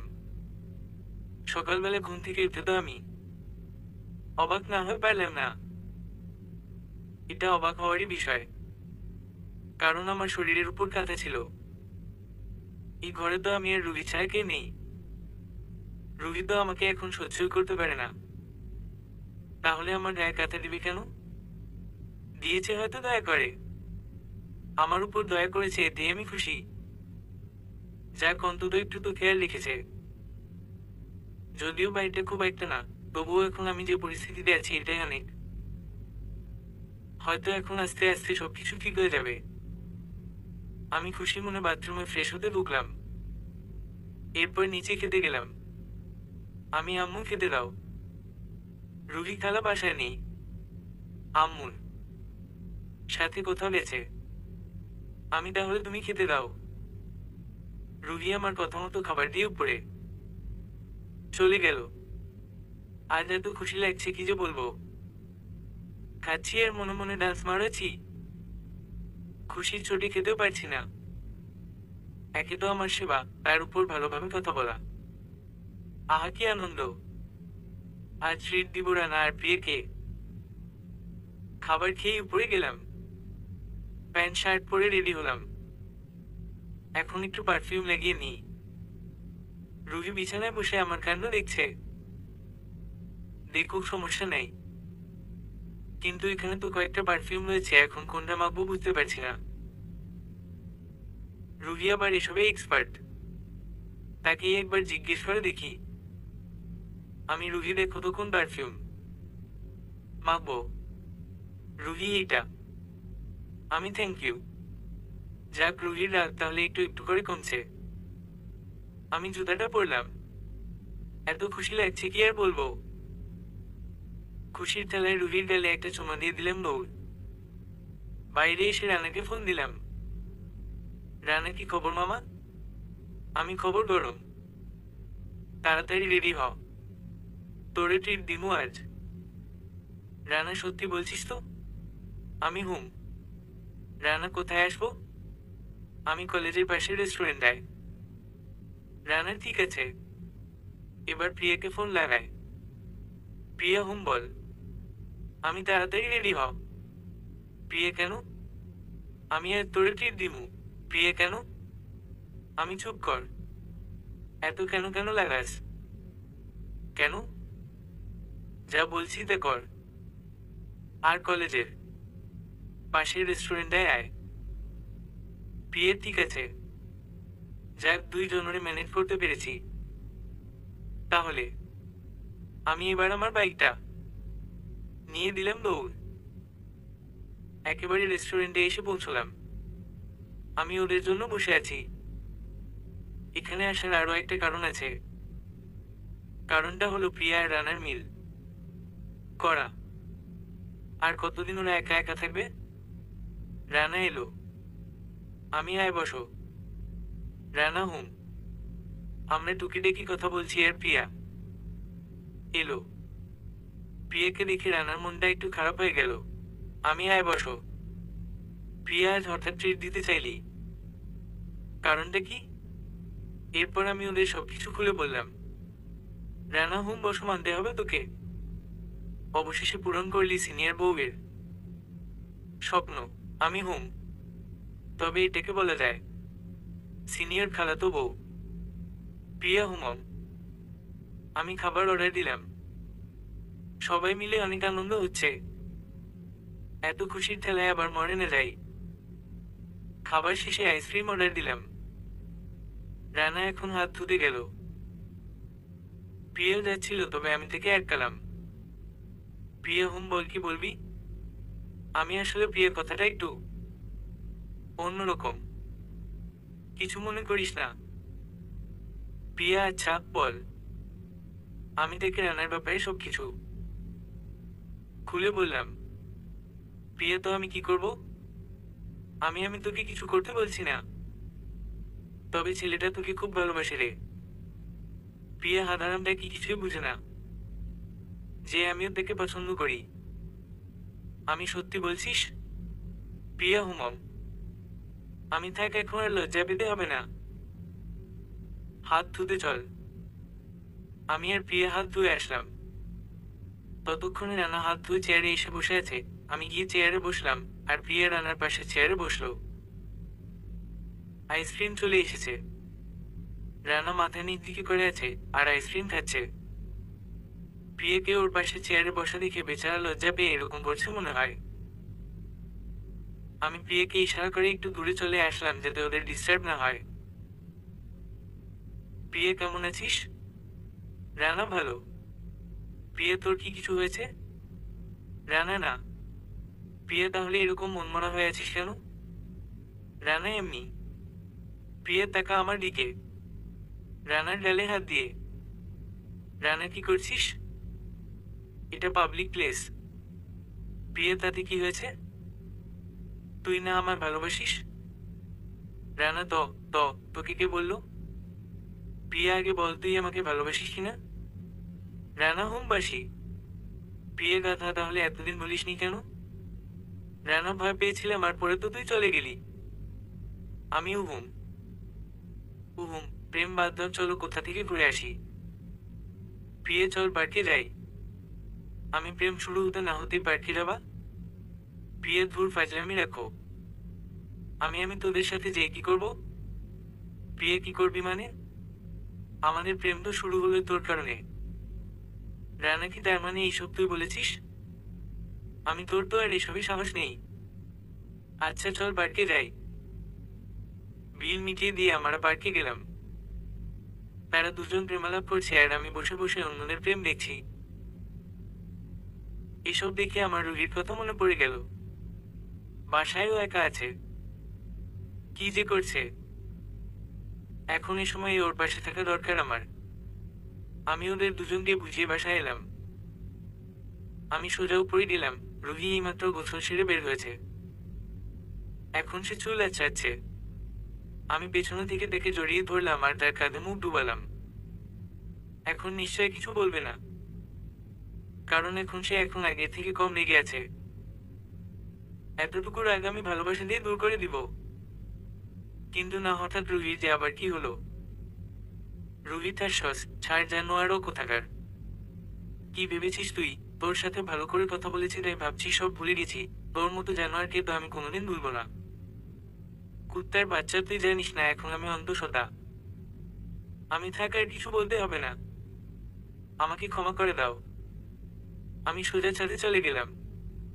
কি করব এখন? প্রিয়াকে আর রানাকে ফোন করে এসব কথা বললাম। তারা আমাকে একটি প্রস্তাব দিল। তাদের কথাতে আমিও রাজি হয়ে গেলাম। তাছাড়া কোনো উপায় নেই, কারণ এত অবহেলা আমি নিতে পারছি না। কথাগুলো ছিল, প্রিয়া হুম বল। আমি রানা তোর সাথে আছে? প্রিয়া হ্যাঁ।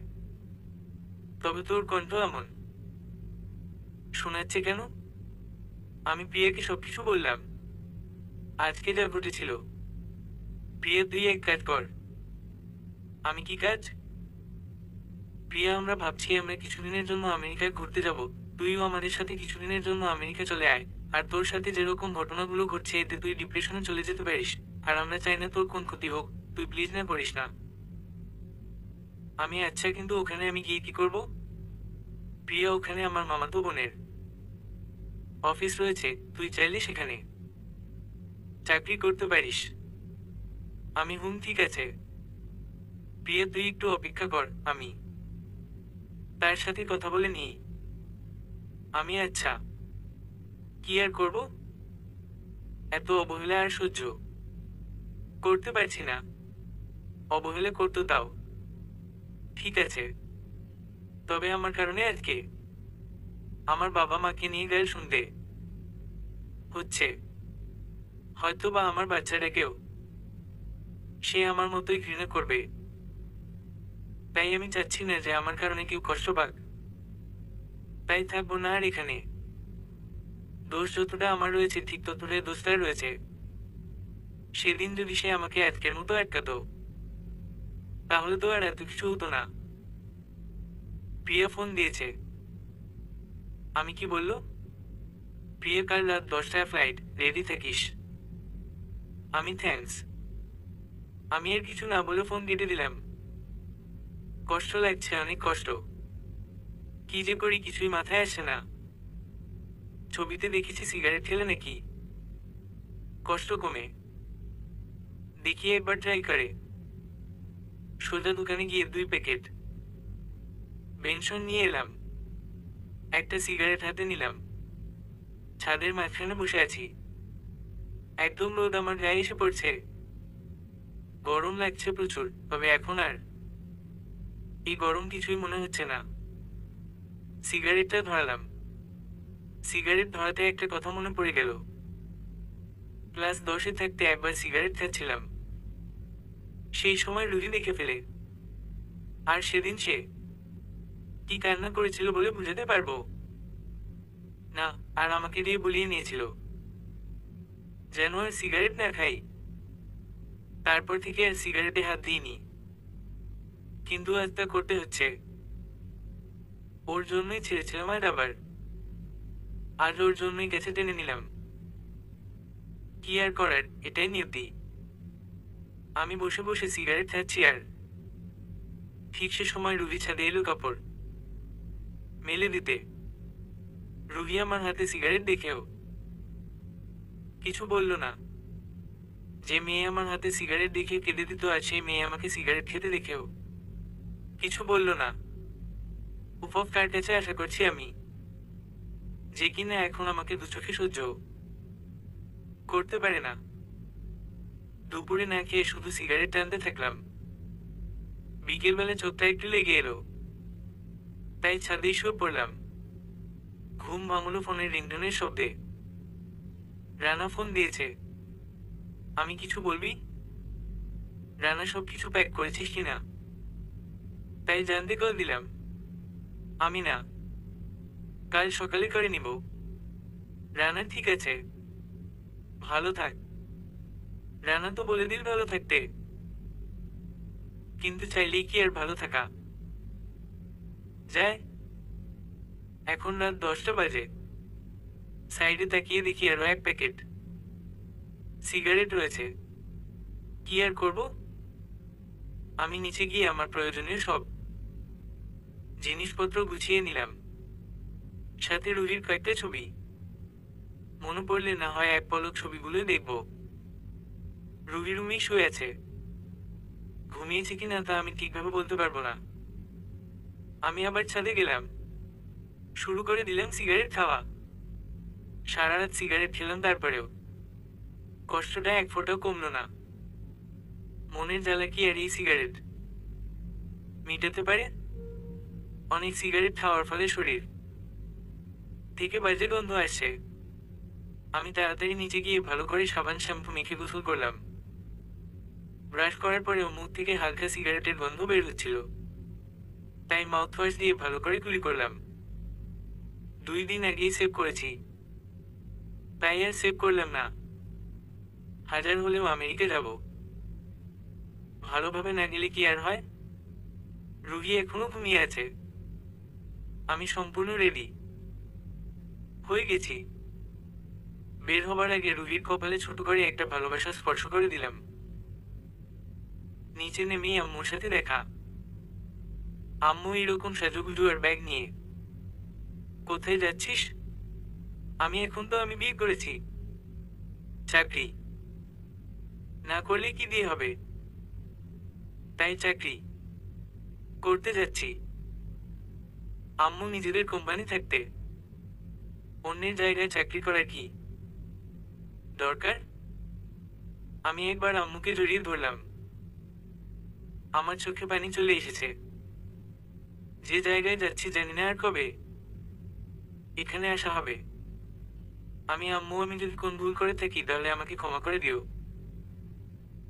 এই বলে আমি বাসা থেকে চলে এলাম। আম্মু অনেক অবাক হয়েছে, কারণ যে ছেলে কোনোদিন নিজের দোষ স্বীকার করে না, আজ সে ছেলেই ক্ষমা চাচ্ছে। আমি রানাকে কল দিলাম। আমি কই তুই? রানা দাঁড়া, আসছি। আমি একটু দাঁড়িয়ে থাকলাম। একটা গাড়ি এসে দাঁড়াল। গাড়িতে প্রিয়া আর রানা দুইজনেই ছিল।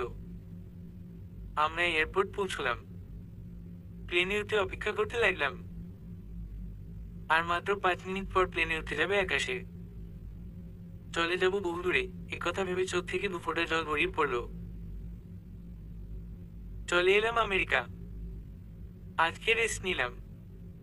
কাল নাকি অফিসে জয়েন করতে হবে। সকালবেলা রেডি হয়ে অফিসে গেলাম 3 জনে।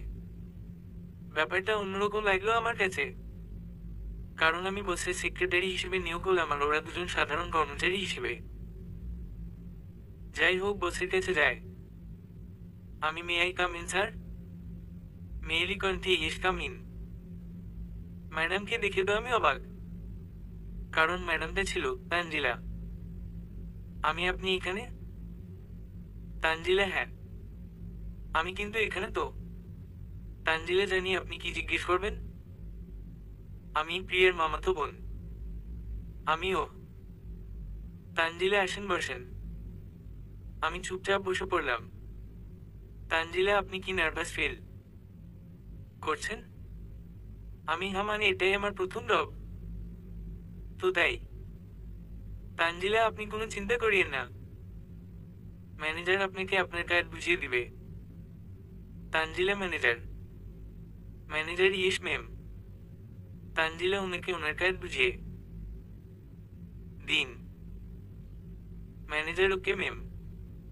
Manager sir come with me. আমি ওনার সাথে গেলাম।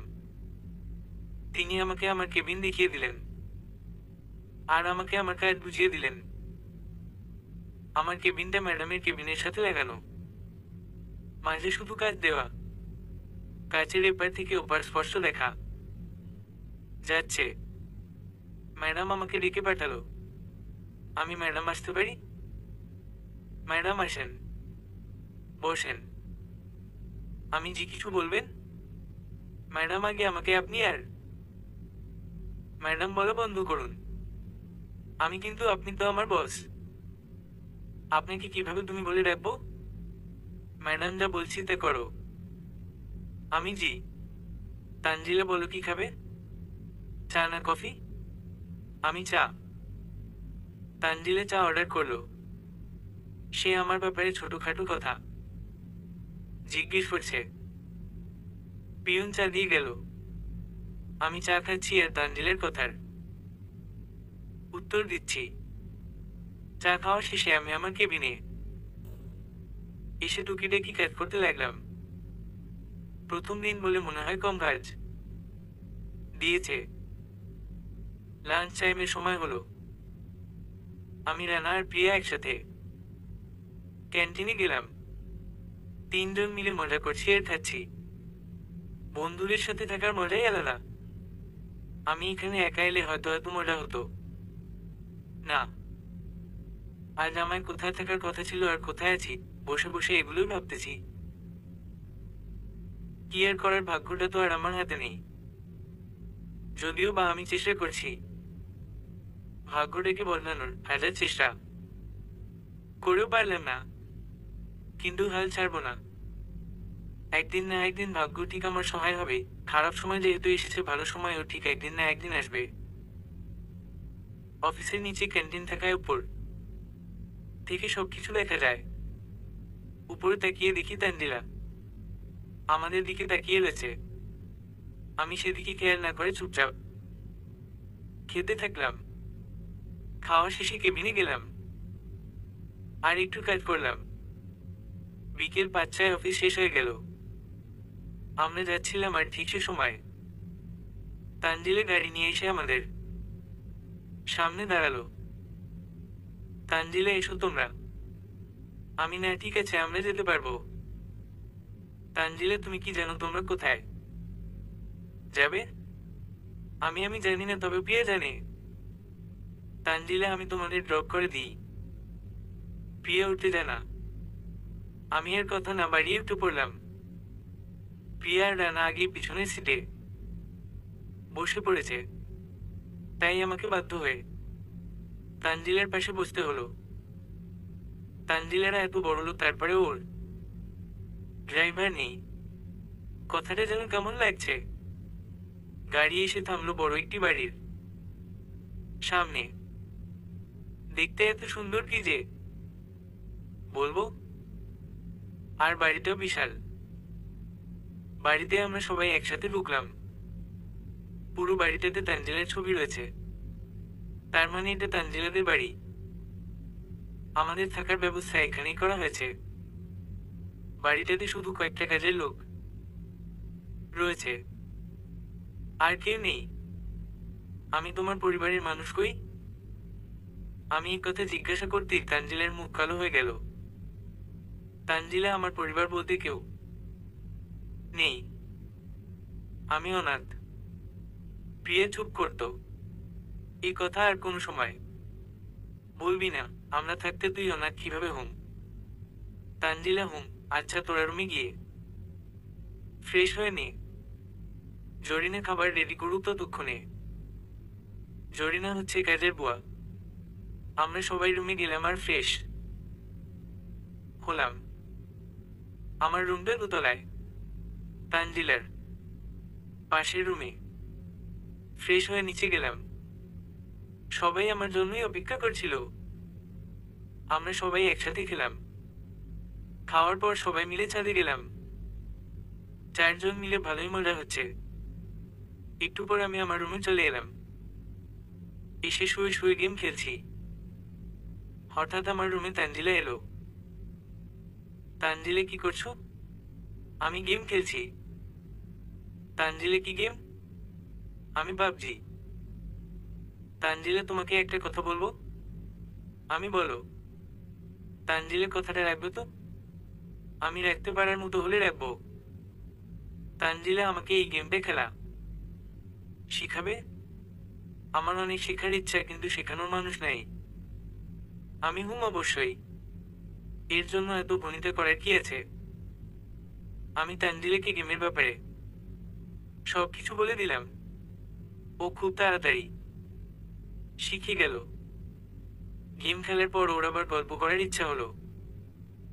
লাগলাম কথা বলতে। কথা বলতে বলতে রাত 1টা বেজে গেছে। আমার তো ঘুম বুলেট ট্রেনের মতো আসছে, কিন্তু ওর সেদিকে খেয়াল নেই। আমি রাত তো অনেক হলো, ঘুমাবে কখন? তানজিলা মাত্র 1টা বাজছে। আমি তো রাত 3টায় ঘুম দেয়। ওর কথা শুনে তো আমি এখন অজ্ঞান হয়ে যাব। এমনিতেই ওর সাথে বক বক করতে করতে মুখ ব্যথা হয়ে গেছে। আর পারছি না আমি। কি যে করি। তানজিলা তুমি কয়টার দিকে ঘুম দাও? আমি 11টায়। তানজিলা এখন তো অনেক রাত হলো, তাহলে ঘুমাচ্ছ না কেন? লাউড তেলাওয়াল তো আমাকে ঘুমাতে দিচ্ছে না। আবার জিজ্ঞেস করছে কেন ঘুমাচ্ছি না। সত্যি মেয়েদের মন বোঝা বড়ই কঠিন একটা কাজ। আমি এই তো এখনই ঘুমাবো। তানজিলা ঘুমাও তাহলে। ও তো উঠছেই না, আমি ঘুমাবো কেমন পারে? আমি তুমি না গেলে কেমন পারে ঘুমাবো? তানজিলা হ্যাঁ, তাই তো, তার থেকে ভালো একসাথেই ঘুমায়। ফাজলামি করে। কথাটা সে ফাজলামি করে বললেও এই কথাটা আমার মনে কয়েকদিন আগে ঘটে যাওয়া কথা মনে করিয়ে দিল। আমি না কোন মতেই না। যাও চুপচাপ ঘুমাও রাগী সুরে। তানজিলে যাচ্ছি বাবা। Good night. আমি হুম গুড নাইট। যাক, রেডিওটা তাহলে গেল। এখন একটু ঘুমায়। সকাল 8টা 30-এ আবার অফিস আছে। অনেকক্ষণ ধরে ঘুমানোর চেষ্টা করছি, কিন্তু পারছি না। তানজিলের কথাটা শুনে আমার রুহির কথা মনে পড়ে গেল। কিছুতেই ঘুম আসছে না। ব্যাগে আমার হেডফোন আছে। ব্যাগ থেকে হেডফোন বের করার সময় রুহির ছবিতে নজর গেল। ভাবছিলাম ছবিটাই নিব না। এটা ভেবেই হেডফোন নিয়ে বিছানায় চলে গেলাম, কিন্তু না পারলাম না আমি। তাড়াতাড়ি ব্যাগ থেকে রুহির ছবিটা বের করলাম আর বিছানায় গিয়ে বসলাম। 2 দিন হয়ে গেল রুহিকে দেখি না। ছবিটার দিকে একধানে তাকিয়ে আছি। কি সুন্দর হাসি, মায়াবী মুখ, আরো কত কিছু আছে। সেসব বললে আর গল্প লেখা হবে না, তাই কমের উপর দিয়ে চালিয়ে দিলাম। ছবিটার দিকে তাকিয়ে থাকতে থাকতে নিজের অনিচ্ছায় আমার চোখ থেকে কয়েক ফোঁটা অশ্রু ঝরে পড়ল। আমি এখন বুঝতে পারছি না সে কি আমাকে সত্যি ভালোবাসতো, নাকি পছন্দ করত, নাকি কোনটাই করতো না। কেউ কাউকে ভালোবাসলে এভাবে বুঝে না। মানছি আমার দোষ ছিল, তবে সেখানে তারও দোষ কম ছিল না। এইসব ভাবতে ভাবতেই কোনো মতে ঘুম পেলাম। সকালবেলা তানজিলা এই উপর আর কত ঘুমাবে? আমি মম। তানজিলা অফিসে যাবে না? আমি তুমি যাও, আমি ফ্রেশ হয়ে আসছি। তানজিলা চলে গেল। আমি ফ্রেশ হতে ঢুকলাম। রাতে ঠিকমতো ঘুমাতে দিল না, আর এখন এত সকালবেলা ঘুম থেকে উঠেছে। ও তো আমার পরেই ঘুমায়, তাহলে এত সকালে উঠে কেমন করে? হয়তো অভ্যেস হয়ে গেছে। আমি ফ্রেশ হয়ে রেডি হলাম। ঘড়িতে তাকিয়ে দেখি অফিসে শুরু হতে এখনো 1 ঘন্টা বাকি রয়েছে। আর একটু ঘুমাতে দিলে কি এমন হতো? নিচে গেলাম। সবাই মিলে খাওয়া দাওয়া করলাম। এখানে আম্মুর কথা খুব মনে পড়ে গেল। কত আদরে যত্নেই না বড় হয়েছি, এক কথায় যাকে বলে রাজকুমারীর মতো। কিন্তু এখানে রাখালো ধরা যাবে না, কারণ যদিও এখানে ভালোই আছি, তবে প্রিয় মানুষগুলোর সাথে থাকলে হয়তো আরো ভালো থাকতাম। অফিসে গেলাম। সবাই নিজ নিজ জায়গায় কাজ করছে। আমি টুকিটাকি কাজ করে বসে আছি। কোন কাজ নেই ধরতে গেলে। অন্যদিকে প্রিয়া আর রানা তাদের প্রেমালাপ একদম রকেটের গতিতে চালাচ্ছে। তানজিলা আমাকে ডেকে পাঠালো। আমি ওর রুমে গেলাম। আমি, ডেকেছ আমাকে? তানজিলা, যাও গিয়ে আমাকে পাবজি গেমে ইনভাইট করো। আমি অফিস টাইমে গেম খেলে তো এত বড় নাম করা অফিস ঢুকতে বেশি সময় লাগবে না। তানজিলা, তোমাকে এত ভাবতে হবে না, যা বলছি তাই করো। আমিও গেলাম আর তার কথা মতো তার সাথে খেলতে লাগলাম। খেলা শেষে একটু হাঁটতে বের হলাম। আর কি ব্যথায় না করছে মাজাটা। বসে থেকে থেকে মাজায় ব্যথা হয়ে গেছে। লাঞ্চ টাইমের সময় হয়ে গেল। প্রিয়া ডেকেছিল, তবে আমি তাদের আগে পাঠিয়ে দিয়েছি। ক্যান্টিনের দিকে যাচ্ছিলাম আর ঠিক সে সময় একটা মেয়ের সাথে ধাক্কা খায়। ওর নাম মেরিন, এই অফিসেই চাকরি করে। আমি সরি মেরিন, ইটস ওকে। আমাদের দেশে হলে তো এতক্ষণ কয়েকটা চড় খাওয়া হয়ে যেত। ক্যান্টিনে গেলাম। মেরিন আমার সাথেই আছে। আমরা অনেক কথা বললাম। ওর সাথে ভালোই বন্ধুত্ব হলো। আমার কেবিনের সামনেই তার ডেস্ক। নিয়ম মাফিক যা হয় তাই হলো, অফিস থেকে বাসায়, বাসা থেকে অফিস। যাই হোক, এভাবে আমার জীবন চলতে থাকলো। চলতে চলতে 5 বছর পার হয়ে গেল। এই 5 বছরে তানজিলের সাথে আমার ভালোই বন্ধুত্ব তৈরি হয়েছে।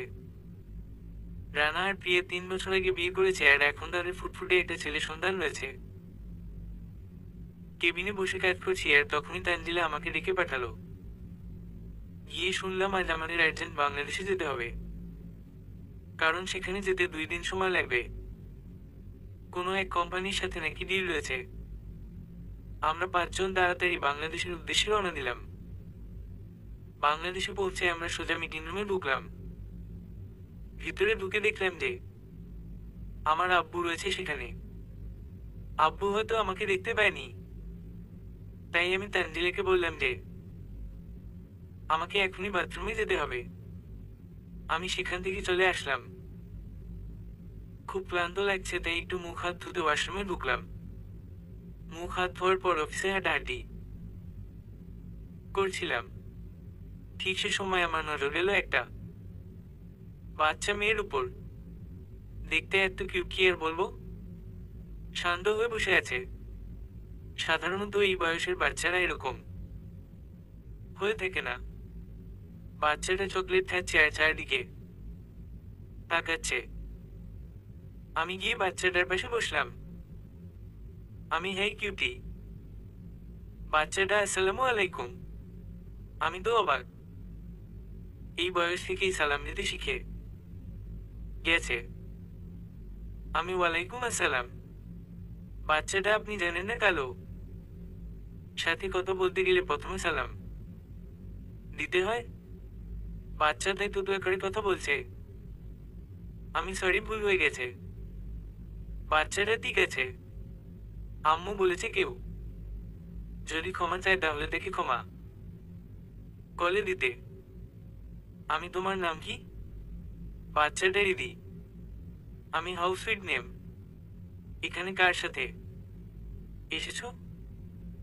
রিদি আম্মুর সাথে।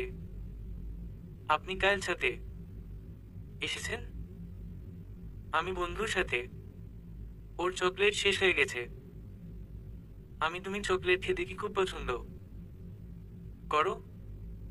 রিদি হ্যাঁ, আমার চকলেট খেতে খুব ভালো লাগে। আমার কাছে কয়েকটা চকলেট ছিল, সেগুলো তাকে দিলাম। এই নাও তোমার চকলেট। রিদি না, নিব না। আমি কেন নিবে না? রিদি আম্মু বারণ করেছে অপরিচিত কারো কাছে কিছু না নিতে। কিন্তু এখন তো আমরা বন্ধু হয়ে গেছি। রিদি কিভাবে হলাম এখনো তো আপনার নাম জানি না। আমার নাম রাকিব। এবার চকলেট নাও, খেতে দারুণ। রিদি আপনিও চকলেট খান? হ্যাঁ, প্রচুর চকলেট খাই। রিদি সত্যি? হ্যাঁ। এবার নাও। রিদি আমার কাছ থেকে চকলেট নিল। বাচ্চাটার সাথে অদ্ভুত মায় জড়িয়ে গেছি। কি যে আছে এই বাচ্চা মেয়েটার মধ্যে, মনে হচ্ছে ওর সাথে আমার কতদিনের সম্পর্ক। কিন্তু আজকেই বাচ্চাটাকে প্রথম দেখলাম। রিদির সাথে কথা বলতে বলতে কখন যে 2 ঘন্টা পার হয়ে গেছে, কিছু টেরই পেলাম না। রিদি হয়তো ক্লান্ত হয়ে গেছে। রিদি, আমি ঘুম যাব। আচ্ছা এসো, তোমাকে ঘুম পাড়িয়ে দিই। রিদি এক কথায় রাজি হয়ে গেল। রিদি আমার বুকে মাথা রাখলো। আমি ওর মাথায় হাত বুলিয়ে দিচ্ছি। আজকে মনে হচ্ছে বুকটা একটু ভরা ভরা লাগছে। মনের মধ্যে এক অজানা ভালো লাগা কাজ করছে। অফিসের সবাই আমাদের দিকে অবাক চোখে তাকিয়ে আছে। কি হয়েছে এভাবে তাকিয়ে আছেন কেন? একজন আসলে স্যার, দিদি, মামুনি বসো, আর ওর আম্মু ছাড়া কারো কাছে যায় না। কথা কম বলে, কিন্তু আপনার সাথে অনেকক্ষণ ধরে কথা বললো, আর এখন তো আপনার বুকে ঘুমাচ্ছে। সেরকম কিছু না। আপনারা কাজে মনোযোগ দেন। একটু পর তানজিলা এলো। তানজিলা, তুমি ঠিক আছো তো? আর এই বাচ্চাটাকে? হ্যাঁ, ঠিক আছি। বাচ্চাটা অফিসের কারো হবে। তানজিলা, এখন চলে যাই হোটেলে, গিয়ে রেস্ট নি। রিদিকে পিয়নের কাছে দিয়ে চলে আসলাম। হোটেলে গিয়ে সবাই ফ্রেশ হলাম। একটু ঘুমেলাম। অন্যদিকে রুহি, কি হয়েছে আম্মু, এখন কেন ঘুমাচ্ছ? রিদি, ক্লান্ত লাগছিল তাই। রুহি, কি করেছো যে ক্লান্ত হয়ে গেছো? রিদি, একজন আঙ্কেলের সাথে অনেকক্ষণ ধরে কথা বলেছি। জানো আম্মু, আঙ্কেলটা খুব ভালো। রুহি, হুম। এখন বাসায় চলো, বিকালে তোমাকে নিয়ে ঘুরতে যাব। আমার ঘুম ভাঙলো, কিন্তু বুঝতে পারছি না এটা সকাল না বিকাল।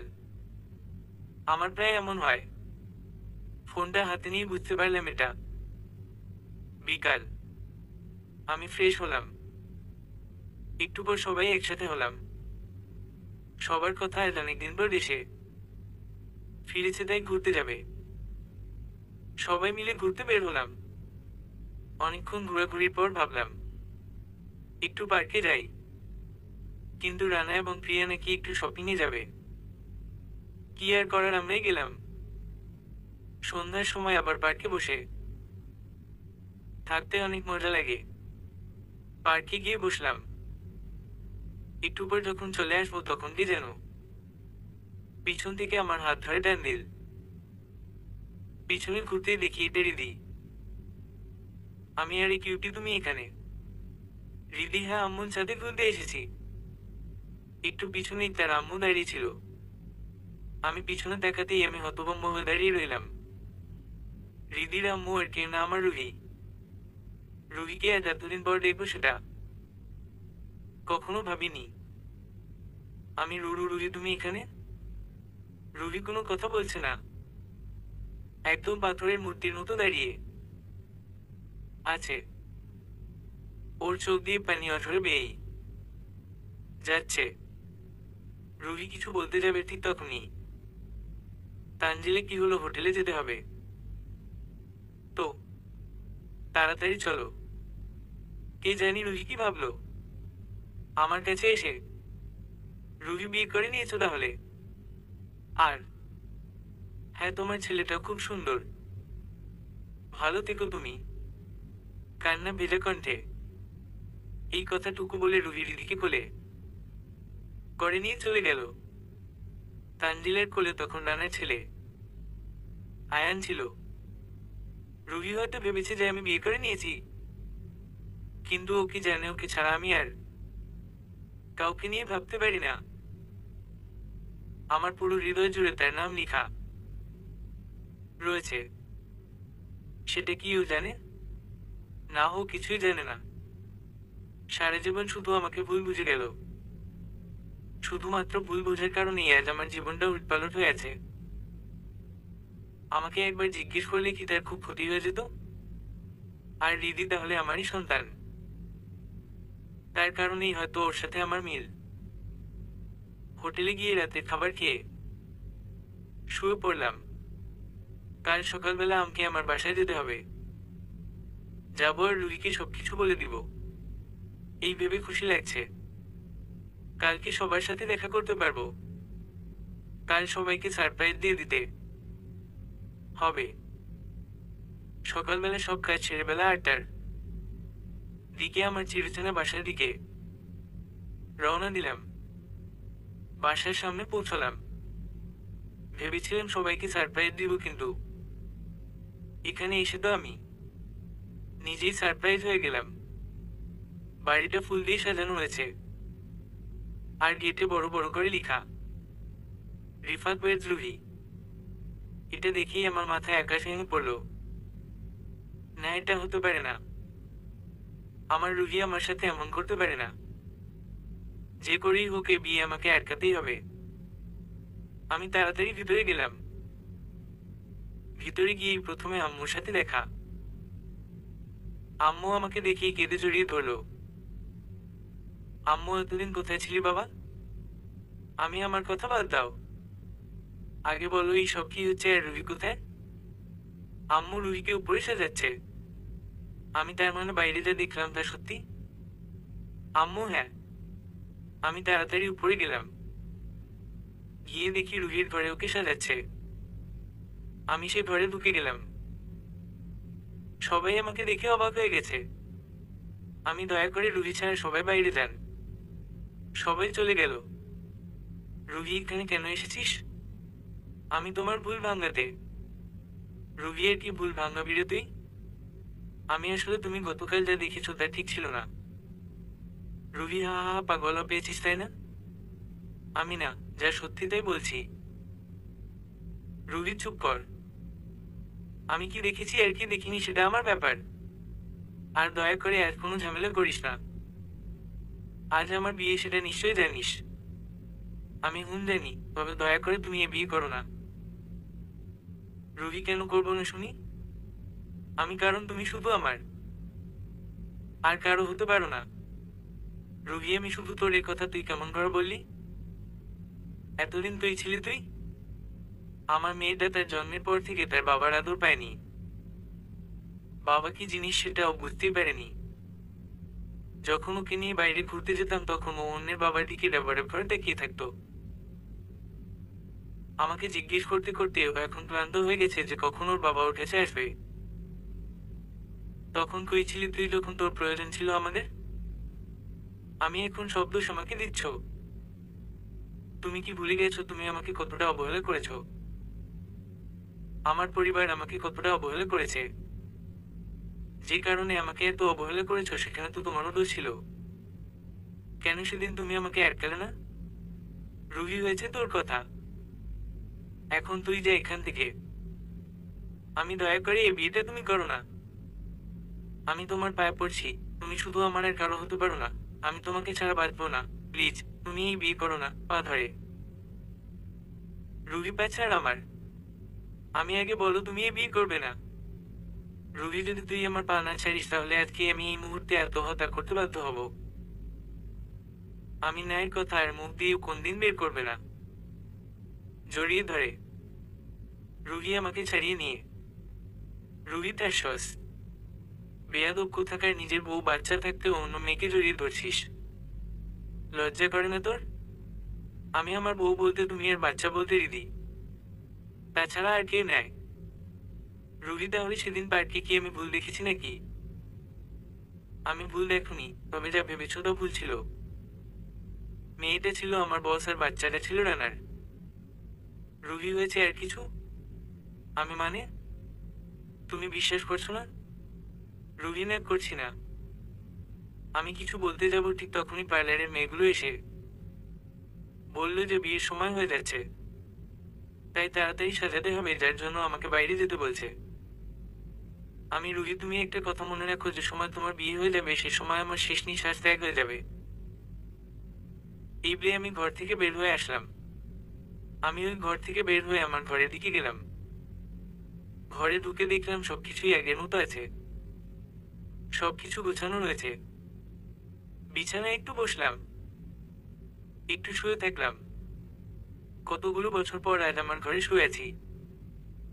পাশে যদি রুহি থাকতো তাহলে আরো ভালো লাগতো, কিন্তু আফসোস আজ থেকে সে অন্য কারো হয়ে যাবে। আমি এটা কিছুতেই মানতে পারবো না। হয়তোবা আজকেই আমার শেষ দিন। যদি নিজের ভালোবাসার মানুষটাকে অন্যের হতে দেখি তাহলে আমি বেঁচে থেকেই বা কি করব? আগে যখনই শুনতাম কেউ প্রেমে ব্যর্থ হয়ে আত্মহত্যা করছে, তখন ভাবতাম এটা আবার এমন কি ব্যাপার যে আত্মহত্যা করতে হবে। কিন্তু আজ আমি শুধু ব্যর্থই হইনি, বরং আমার ভালোবাসার মানুষ, এমনকি আমার বিয়ে করা বউ, আমাকে ছেড়ে চলে যাবে। আমি আজ বুঝতে পারছি কেন কেউ আত্মহত্যা করে। যদিও বা এটা ঠিক না, তবে রুগীকে ছাড়া বেঁচে থেকে কি করব? এতগুলো বছর অপেক্ষা করলাম, যদি সবকিছু ঠিক হয়ে যায় তবে হয়তো আমার ভাগ্যে সুখ নেই। একটু পর আম্মু এলো। আম্মু, কি হয়েছে তোর? আমি, কিছু না। আম্মু, তাহলে তোর মুখ কেন কালো হয়েছে? আমি আম্মুকে জড়িয়ে ধরে কেঁদে দিলাম। আমি, আম্মু যে করেই হোক বিয়েটা আটকাও আম্মু, আমি যে ওকে ছাড়া বাঁচব না। আম্মু, দয়া করে কিছু একটা করে বিয়েটা আটকাও। আম্মু, এখন আর এই বিয়েটা আটকানো সম্ভব না। তোর বাবা এই বিয়ে ঠিক করে ফেলেছে। রুহি এতদিন বিয়ে করতে নারাজ ছিল, কিন্তু গতকাল সে নিজেই বলে সে বিয়ে করতে চায়। আমি, আম্মু, তুই সবকিছু ভুলে নতুন করে শুরু করার চেষ্টা কর। আমি, রিদিকে একটু ডেকে আনো। আম্মু রিদিকে ডাকতে গেল। আম্মু তো বললো সবকিছু নতুন করে শুরু করতে। সব কি এত সহজ? আর এই বিয়েতে যদি রুহি রাজি থাকে তাহলে তো আর কিছু করার নেই। আচ্ছা, রুহির বিয়ের পর রিদির কি হবে? আম্মু রিদিকে নিয়ে এলো। আমি, আম্মু, রুহির বিয়ের পর রিদির কি হবে? আম্মু, ওরা রিদিকে নিয়ে নিবে বলেছে। আমার আর তাহলে কোন চিন্তা নেই। আমি রিদির সাথে খেলতে লাগলাম। দেখতে দেখতে বিয়ের সময় হয়ে এলো। অনেক মানুষজন এসেছে। বরের গাড়ি এসে গেছে। বাচ্চারা হইচই করছে। আজ সবার জন্য কতই না আনন্দের দিন। আমার রুহিকে আজ দেখতে অনেক সুন্দর লাগছে। রুহিকে কাজী সাহেব কবুল বলতে বলছে। রুহি আমার দিকে তাকালো। আমি বুঝে গেছি ও এখনই কবুল বলে দিবে, তাই রিদিকে একটু আদর করে দিলাম। আমার চোখে পানি জমে গেছে। তারপরেও রুহির দিকে তাকিয়ে একটা মুচকি হাসি দিয়ে বাসার গেট দিয়ে বের হয়ে যাচ্ছিলাম। রাস্তা পার হব আর ঠিক তখনই একটা গাড়ি এসে আমাকে ধাক্কা মারে, যার ফলে বিকট একটা আওয়াজ হয়। মিনিটেই মানুষের ভিড় জমে গেছে। আমার চোখ বুজে আসছে। শ্বাস নিতে খুব কষ্ট হচ্ছে। সবকিছু আবছা দেখছি। আবছা আলো দেখলাম যে রুহি আমার দিকে দৌড়ে আসছে। হয়তো দেখতে আসছে বেঁচে আছি নাকি মরে গেছি। আমার চোখ বন্ধ হয়ে গেল, আর কিছুই দেখতে পাচ্ছি না, নড়াচড়াও করতে পারছি না। কিন্তু আমি বুঝতে পারছি কে যেন আমার মাথাটা তার কোলে নিয়ে আছে। এরপর আর কিছুই বুঝতে পারছি না। এখন আমার ভিতরে আর কিছু অনুভবও করতে পারছি না। হয়তো এই যাত্রায় আর বাঁচতে পারবো না। এখন আমার খুব কষ্ট হচ্ছে। মনে হচ্ছে যদি এর একবার বাঁচার সুযোগ পাই তাহলে আর কোনোদিন মরার নাম নিব না। এখন হয়তো আমি এর মৃত্যুরও একদম সামনাসামনি রয়েছি। সবাই আমাকে ধরাধরি করে কোথায় যেন নিয়ে যাচ্ছে। আমি ভেবেছিলাম আর হয়তো বাঁচতে পারবো না, কিন্তু না, আল্লাহ তাআলা আমার জীবন ভিক্ষা দিল। হঠাৎ আমার জ্ঞান ফিরে এলো। আমি চোখ খুললাম, চারিদিকে তাকিয়ে দেখলাম মাথার উপরে একটা ফ্যান ঘুরছে, বিছানার পাশে কয়েকটা মেশিন রয়েছে। তার মানে এখন আমি হাসপাতালে আছি। হঠাৎ কে যেন কেবিনে প্রবেশ করলো। তাকিয়ে দেখলাম আম্মু। আম্মু, বাবা, তোর জ্ঞান ফিরেছে। আমি হুম। আম্মু, দাঁড়া, সবাইকে খবর দিই। আম্মু সবাইকে খবর দিতে গেল। হঠাৎ কেবিনে ডাক্তার এলো। ডাক্তার, এখন কেমন লাগছে আপনার? আমি ভালো। ডাক্তার, মানতে হবে আপনার ভাগ্য অনেক ভালো। আমি কেন ডক্টর? ডাক্তার, কারণ আপনাকে যে সময় হসপিটালে আনা হয়েছিল আর আপনার যা অবস্থা হয়েছিল তাতে আপনার বাঁচা প্রায় অসম্ভব ছিল। আমি সব আল্লাহর ইচ্ছা। ডাক্তার, আচ্ছা আপনি রেস্ট নিন তাহলে। ডাক্তার চলে গেল। একা একা শুয়ে আছি। শরীরে এখনো প্রচন্ড ব্যথা করছে, বিশেষ করে হাত আর পায়ে। শরীর তো নড়াচড়া করতে পারছি না। তাই ফ্যানের দিকে চুপচাপ তাকিয়ে আছি। আর ভাবছি হয়তো রুহির বিয়ে হয়ে গেছে। খুব সুখী আছে হয়তো। থাকবেই না কেন? কমপক্ষে আমার মতো বিশ্বাসঘাতকের সাথে তো নেই। আমার চিন্তা হচ্ছে রিদিকে নিয়ে। কেমন আছে আমার মেয়েটা? হয়তো সেও ভালো আছে। ভালো থাকলে ভালোবাসার মানুষগুলো। একটু পর কেবিনে আমার আত্মীয় স্বজনের ভিড় লেগে গেল। সবাই অনেক খুশি হয়েছে আমাকে বেঁচে থাকতে দেখে। আমারও ভালো লাগছে সবার সাথে দেখা করে।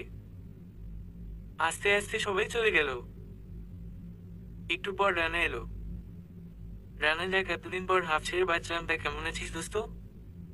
আমি দেখতেই তো পাচ্ছিস আছি কোন রকম।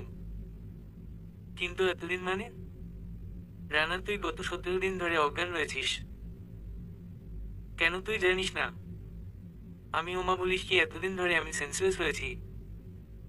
রানার সাথে টুকিটাকি কথার ভিতরে জিজ্ঞেস করলাম, আমি, আচ্ছা রুহির বিয়ে হয়ে গেছে তাই না রে? রানা, রুহির বিয়ে হয়ে আমি থাক আর বলতে হবে না। ও সুখে থাকে এটাই আমি চাই। রানা আবার কি যেন বলতে যাচ্ছিল আর তখনই রুহি এলো। রুহি রানাকে একটু বাইরে যেতে বলল। আমি, না রানা, তুই কোথাও যাবি না। রানা, এমনিতেও আমার একটু কাজ আছে, তোরা থাক, আমি পড়ে আসি। রানা চলে গেল। রুহি আমার কাছে এসে বসলো। রুহি, এখন কেমন লাগছে তোমার? আমি, রুহি, কি হয়েছে? তোমার কথা বলছো না কেন? আমি কি করতে এখানে এসেছো? দেখতে এসেছো কিভাবে বেঁচে গেলাম? রুহি, তুমি যা ভাবছো তা নয়। আমি সত্যি তোমায় অনেক ভালোবাসি। জড়িয়ে ধরে। আমি, ছাড় আমাকে। তোর লজ্জা করে না নিজের স্বামী রেখে অন্য পুরুষকে জড়িয়ে ধরে ভালোবাসার কথা বলতে? এভাবে আরো অপমান করার পর রুহি কাঁদতে কাঁদতে কেবিনের বাইরে চলে গেল। আমি কি ভুল করলাম? না, ঠিকই করেছি। একটু পরে রিদি আব্বু আব্বু করতে করতে কেবিনে এলো। আর এসেই আমাকে জড়িয়ে ধরলো। রিদি, আব্বু, এতদিন তুমি আমার সাথে কথা কেন বলনি? আমি ভাবছি রিদি কেমন করে জানলো আমি ওর আব্বু। যেভাবেই জানুক, আমার মেয়ে আমাকে আব্বু বলে ডাকছে।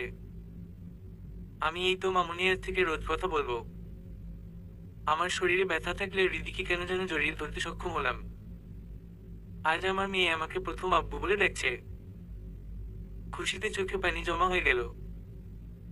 আমি শুয়ে আছি, আর হৃদি আমার বুকে শুয়ে আছে। হৃদির সাথে নানা ব্যাপারে কথা বলছি। আমি মামুনি, তোমার নতুন আব্বু তোমায় কেমন ভালোবাসে? হৃদি, নতুন আব্বু মানে? তুমি তো আমার আব্বু। আমি তোমার আম্মু রেখে আবার বিয়ে করেছি, সে হচ্ছে তোমার নতুন আব্বু। হৃদি, কিন্তু আম্মু তো কাউকে বিয়ে করেনি। আমি তো ওর কথা শুনে অবাক।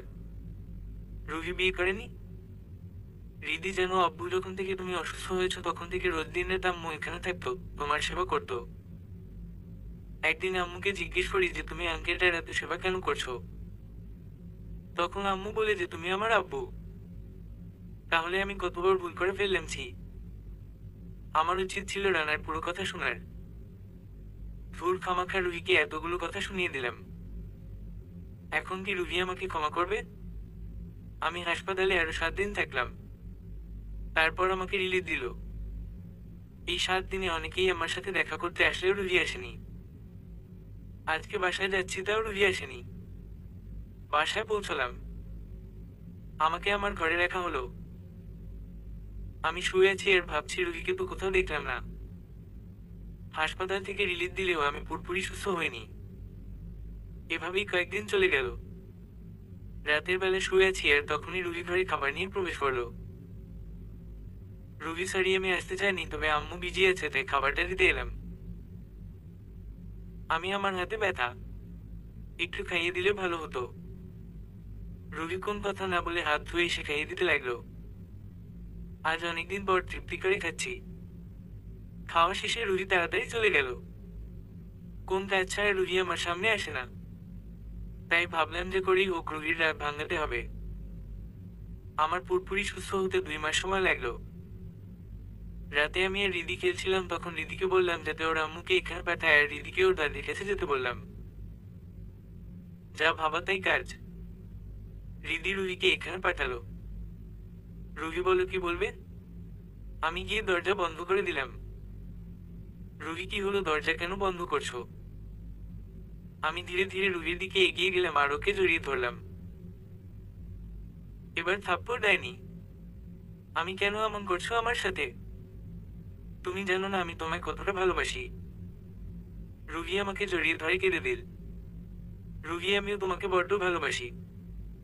আমার ভুল হয়েছে তোমাকে না বিশ্বাস করে। আর আমি মানছি সেদিন আমারও দোষ ছিল। প্লিজ আমাকে আর দূরে সরিয়ে দিও না। আমি আর কখনো এমন করব না।